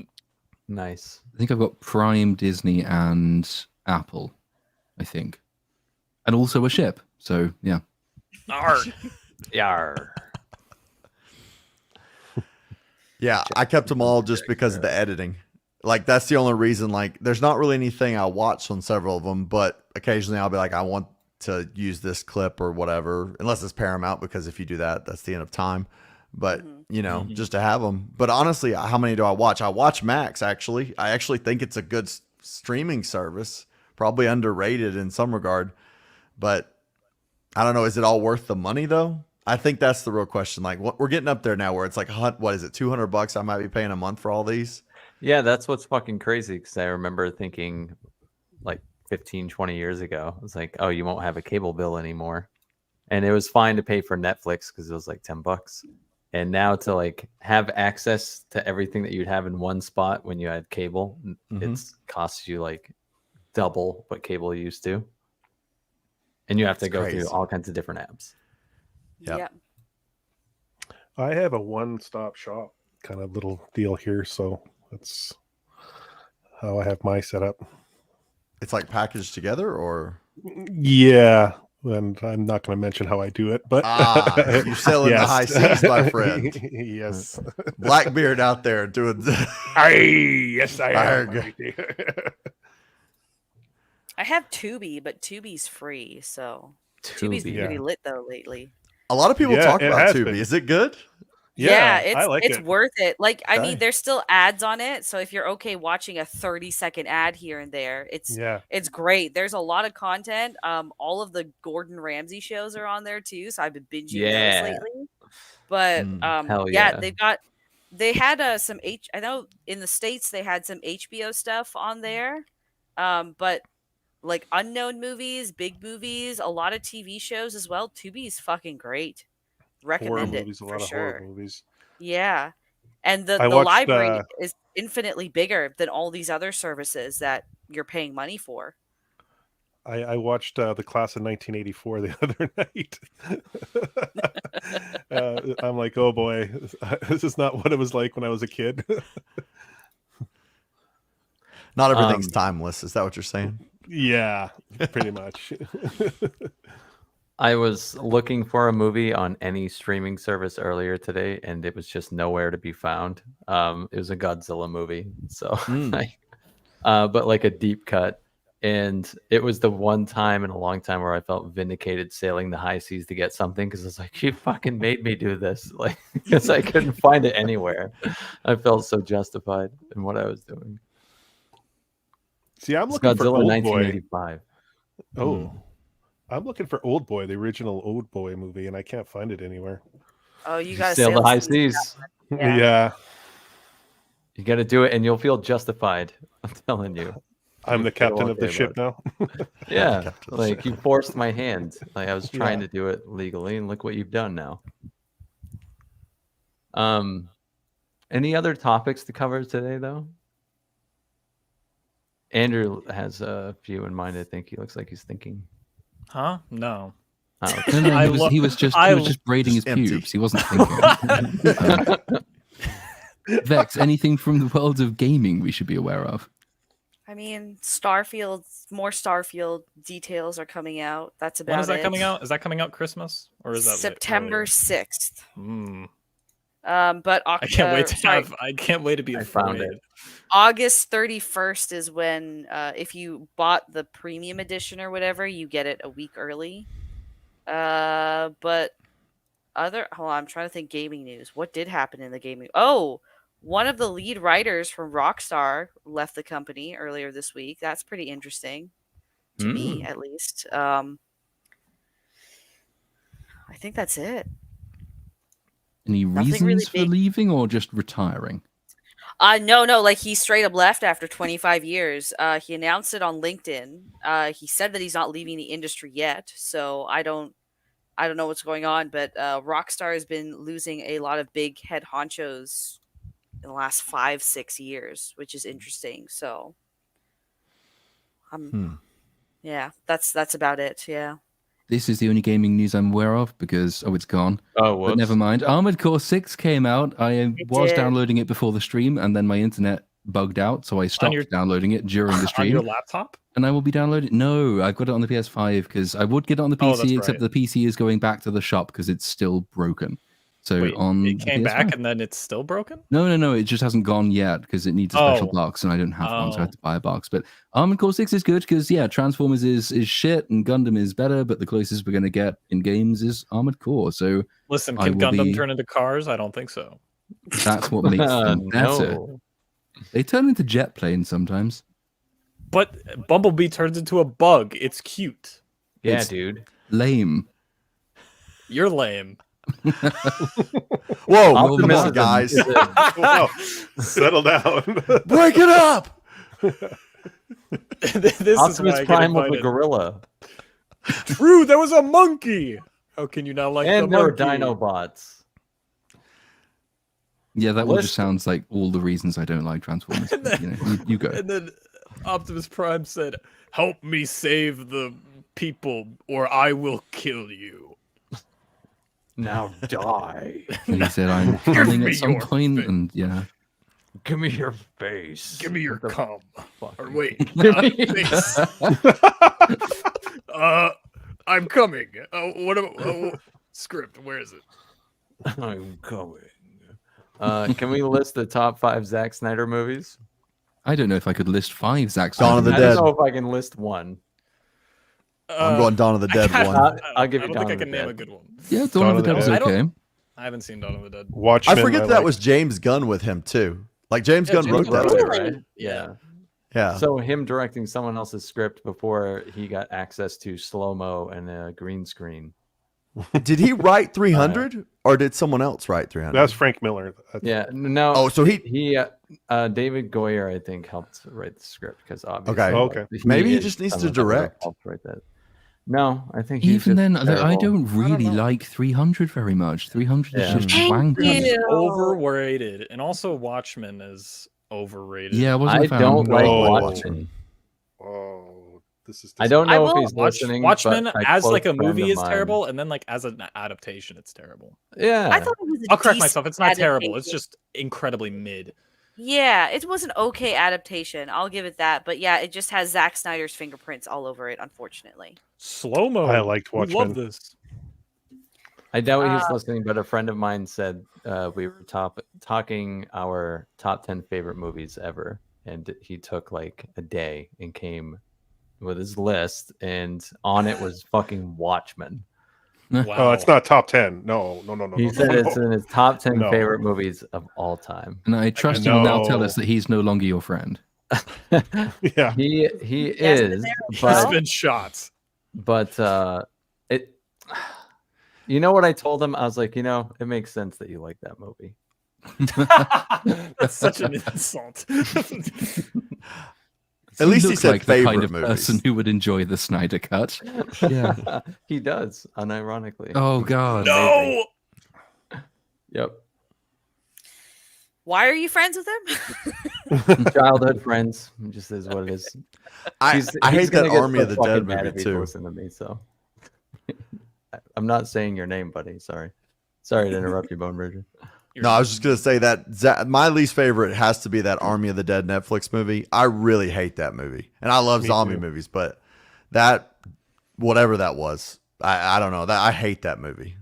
I agree. I liked it really as a teenager because like I hadn't seen anything else, and then I watched the original and then watched that. I was like, what the fuck is this movie? I was really disappointed with it afterwards. And Sucker Punch. I don't. Ooh, Garbage I movie as hated well. that too. Yeah, I didn't. great like that trailer. either. Maybe the trailer was really great. He knows. Chat, he knows. I didn't go to community college, so I'm not an elitist. I've been foiled. Man, did anyone bring up Sucker Punch yet? What a fucking banger that one Oh is. shit! Yeah, that's Just the thing. literally did. Oh, Yeah, did you? yeah, Sorry, I was reading the chat. I was like still locked into the Or how he wanted a director's cut of Sucker Punch about a month ago Oh. as well. Zack Bro, Snyder. if was you talking need about that. director's cuts, shut up. Oh my! I saw the okay. Not to bring up old drama, but I just completely forgot it. No, Spider-Man All right, Lotus. Jeff The guy tweeted out, or he put on like Letterbox or something. He said, I have a really good cut of Spider-Man Lotus, but you guys can't see it, but I guess that's the way it is. And I'm like, you made the movie. You're not being dictated by a studio. You can put it on YouTube. What are you released doing? the first one on What is he YouTube. talking about? Hmm. I have a really good version of this film, but you're not allowed to watch it. It's What? mine only. Actually, if that's his mentality, I respect it. Isn't that exactly what the director Josh, is it Trank or whatever his name is? He said that quote. I think that guy just quoted the director of the Fantastic Four remake, because he said almost the exact same thing, like verbatim, about Possibly. Fantastic Four. Yeah, when Also, I read that Fantastic quote, was amazing. What are you talking about? yeah, that movie's just fucking gold. The movie was It's the best so one. terrible. Hi, Cat.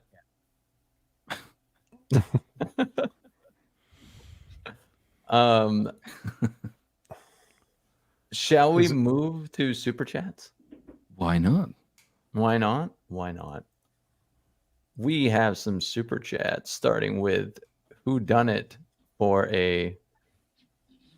I don't think I've seen this one before. Czar, Czar. Searching I that. don't know. the Zambian African ruble Republic. No, it's the South Psionic- African. It's the South African rand. Is it? It Huh. equals 54 United States dollars. Wow. We have it Or here. 54 cents. Did I say that? Or did I say 54? 54 Big cents. difference. Wow. It's 54 cents, not $54. It is appreciated either way. Yes, it's appreciated either way. Agreed. Please Let's don't step change up. the name. You have probably. Yeah. Yeah. So this is. That protects you from all. The branding is does. totally different. We added a whole word. That's more than XQC does when he transforms content. That's So true. That's right. And we mostly just say BSUP. We don't normally say the He full name. maybe says what? How big is that other guy's channel though, comparatively? He has like 230,000 subs. Oh, never Nothing. And he released his first video today in like a year and a half. Gotcha. I used to read him like Irrelevant. he had a We're blog, on and it was really fucking funny when I was in high school. Oh, when you. Yeah, Whatever- that like he used to be popular when I was in high school. Like that was his like biggest time in his career. Mm. Campbell Patterson for an what is that, Australian? Is that That right? was ass dollars. ass dollars, yeah. For $5. I'm going on a cruise with my sister in a month, and we're gonna watch Titanic the night before just for laughs. Oh, Jesus. That could have gone a very different way. You had me in the beginning there. Just for Go on a kicks. cruise with my sister. What if this I'm happens? going on a cruise with my sister. Yeah. You thinking Pornhub there, Vex? My stepsister and I were sharing a cabin. See, Titanic had a racy scene in there. It was- man. It's a little weird. It was getting a bit rocky on the boat. If the Don't cruise tell Mom offers and you Dad. like a budget discount submarine trip, don't take it because that kind of thing doesn't Unless end well they these have days. the I'll take suits from the Meg 2, then definitely take it because you can walk at the bottom of the ocean then. Dang, convenient. Vex, this is for you. Oh, okay. Nikki Relihan for £10. Vex in effect, which is a nickname I really like that you've given me. When are Terrence and Philip going to release the movie Asses of Fire 2? We've been waiting way too long. Have a word before leaving Canada, please. Heart symbol. I might be stuck in Canada longer, it turns out. So we'll see what Oh, really? happens. Oh no. Yeah, Why I got is some that? Yay. fucking terrible news today. So Shit. Oh, wow. Well, that doesn't sound good at all, does it? no, not at all. No. Oh. Why the were original you Asses doing of that in my Fire. accent? What's going on? I don't know. He said it in No, a British no. accent. Not so very good news, ain't it? No, Not very at all. good. What's all this then? A little That's not sensitive, good, are we? Isn't it? Well, sorry about the bad news, Vex, but have a word with the King and Queen of Canada because we do need Terrence and Philip back soon. I will do. Will do. No. The original don't Ashes get of them. Fire is a classic. So, No It's a really more good film. royalty. Platoon, you want to read one?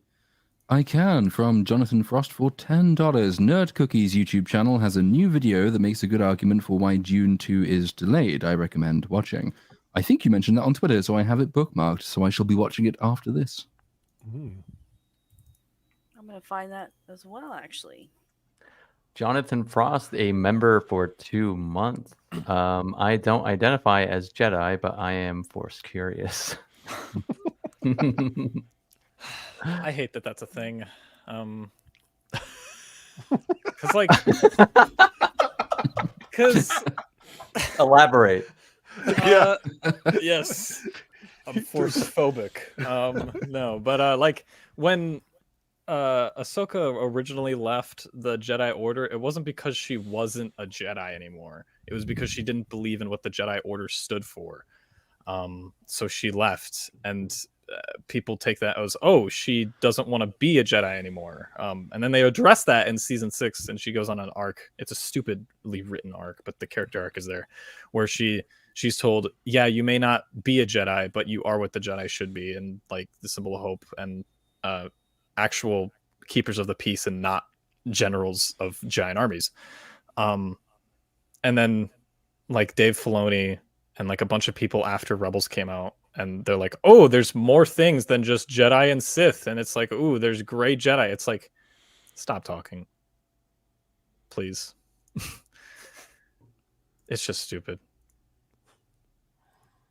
Well, I'm not a nerd though, so yeah, you're totally not a nerd. yeah.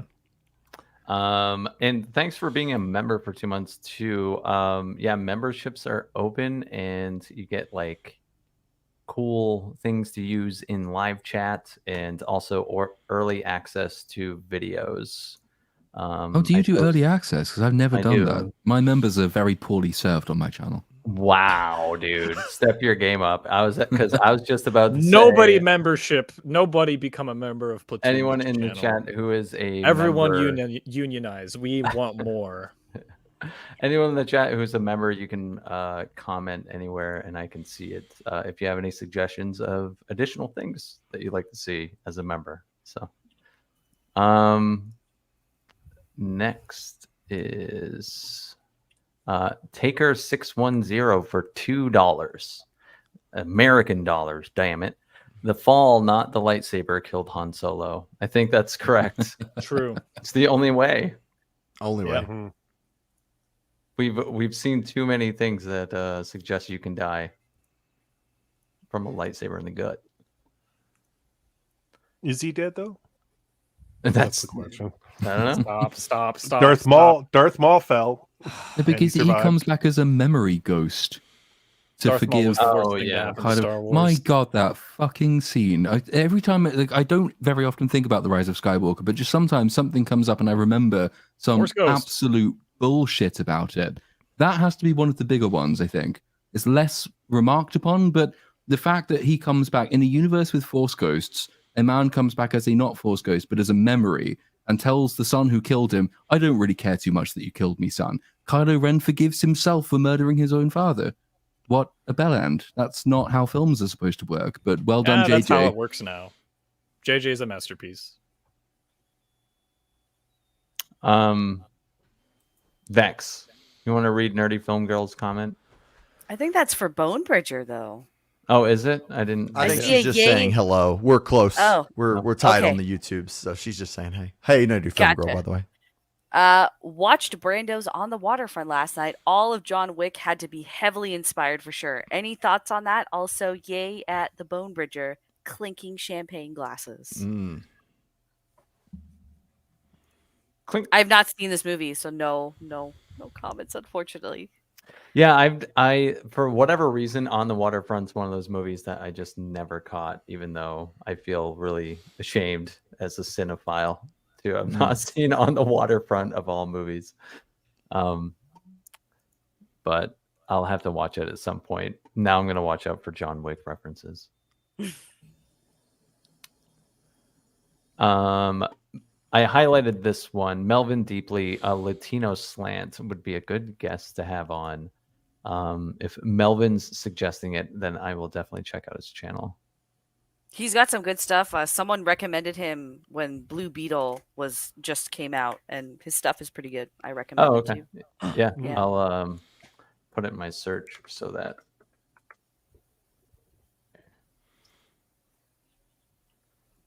subscribed, and I'll check it out. And the final one, the big shop for an ask $2, two ask dollars. Please have Andrew say hi diddly ho neighbor. In my Neighborino. normal voice, or Is there a difference? I'm going to use this in my videos, so do it good. oh, It's neighborino though.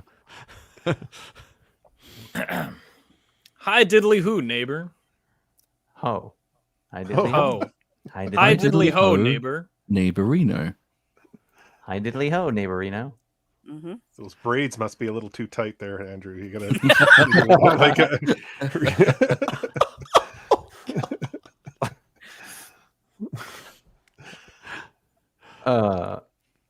Is it actually Andrew or is it actually Aiden? Aiden? Aiden No. Ross. You're Aiden Ross. Aiden Ross. What? I'm just gonna leave it there. I actually didn't understand that reference either. So I said it to him before the show. Yeah. He said, I'm Aiden Ross and he's Andrew Tate. And I don't know how to feel about that.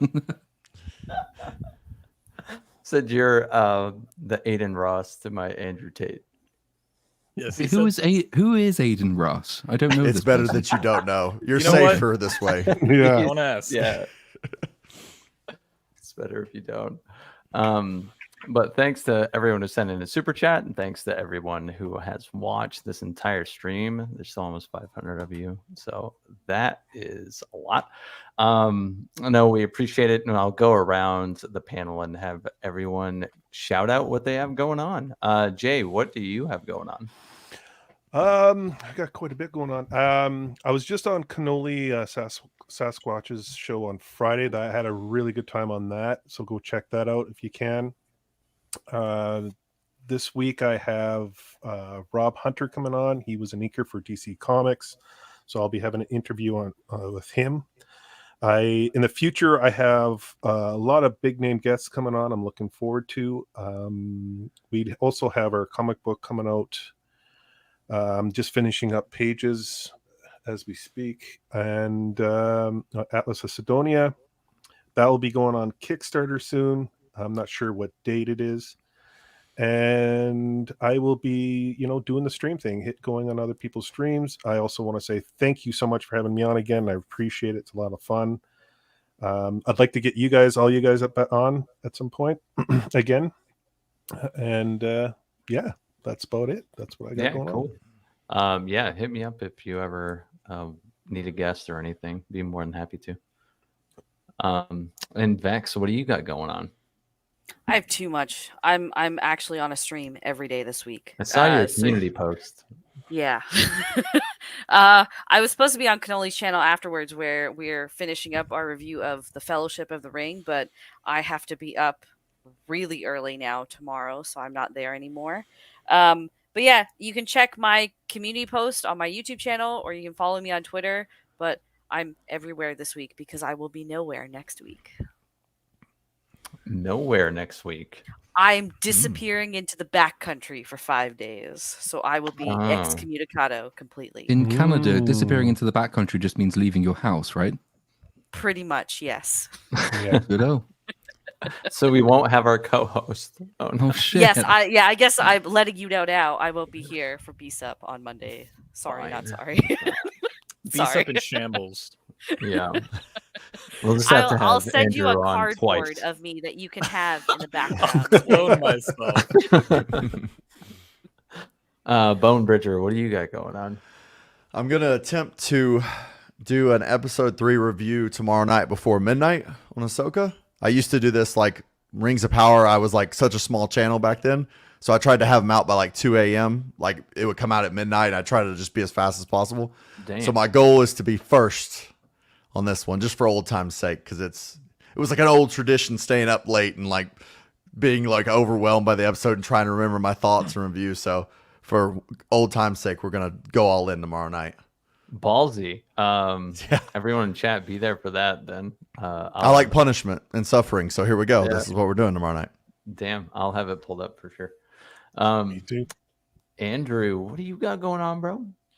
I'm doing a Ahsoka video. It's longer than my usual ones just because it's 2 episodes that I have to break down. It's gonna be like little under an hour. So it's longer than my usual stuff. And then episode 3 comes out tomorrow, so I'll probably get that video done like by the weekend. And then other than that, nothing else. I am on the Cannoli stream watching Fellowship of the Ring Part 2. And I just saw that they had a meme edit of the Fellowship, and I was Legolas, and I don't know how I feel about that. Nice. I gotta check that So, yeah, I'll be there, and I will be very happy to talk about a movie that I really like. It's actually my favorite movie. So It's a nice thing to do once in a while, isn't it? yeah. Yeah.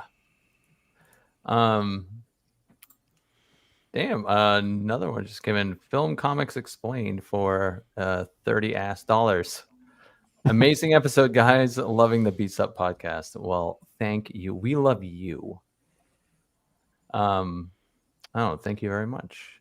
And as far as I go, I have mostly video essays coming out for the next few months because there's not really anything I care to review. I'll probably do Ahsoka, but those are always my favorite videos to do because I don't have to talk about this thing. I get to go think of something and actually create it. So it's nice. But that'll be out in like a week or so. Platoon, what do you got going on? Oh, too much as always. So yeah, I think over the last 7 days, I think I've recorded 6.5 hours of script. Christ. And then on top of all of that, I had my mum's 50th. So like she thinks she's the queen, so she had a 5-day birthday. So I got straight back from that to come onto this. As a result of all of that recording, touch wood, the first of the Ahsoka videos will be out on Wednesday before Mr. Brown's stream. And then the Mandalorian Part 2, which is, the uncut version is 5 hours and 5 minutes. The probably cut version is, I think, closer to 4.5 hours, I'd guess, maybe 4. Anyway, it's long. That should be out next Sunday. And in the interim, I think I'm appearing on Friday Night Tights on Friday. So I will be around a lot this week and for the foreseeable. Dang. That's a lot of fucking script. That's like what I do in 2 months, I feel like. It's across 2 videos. So the Ahsoka one was, again, this is before the edit. So the eventual one will be slightly shorter. The original Mando was 5 hours, 10 minutes, I think it was. Ahsoka was 1 hour 40. That's down to 1 hour 25. And I think Mando will be down to shorter, like 4.5. Yeah. So doing all of that and all of that scripting in the course of a week and then recording all of it. And then going off and being drunk for basically 5 days in a row. It's been a long one, and it will only be longer because I'm going to carry on with Ahsoka. But that does mean lots of video stuff. So hooray! We are going to be doing some horror stuff, especially with October around the corner. So yes, yeah. I'm also going to do a video on Halloween Ends for October. And it's gonna be. It's not going to be like 2 hours or something, but it'll be a longer video, especially for my channel. I still think we should make that like a BSUP breakdown thing. Well. It can, like, we could do the breakdown and then I can help use the breakdown to just make the script even better. So yeah.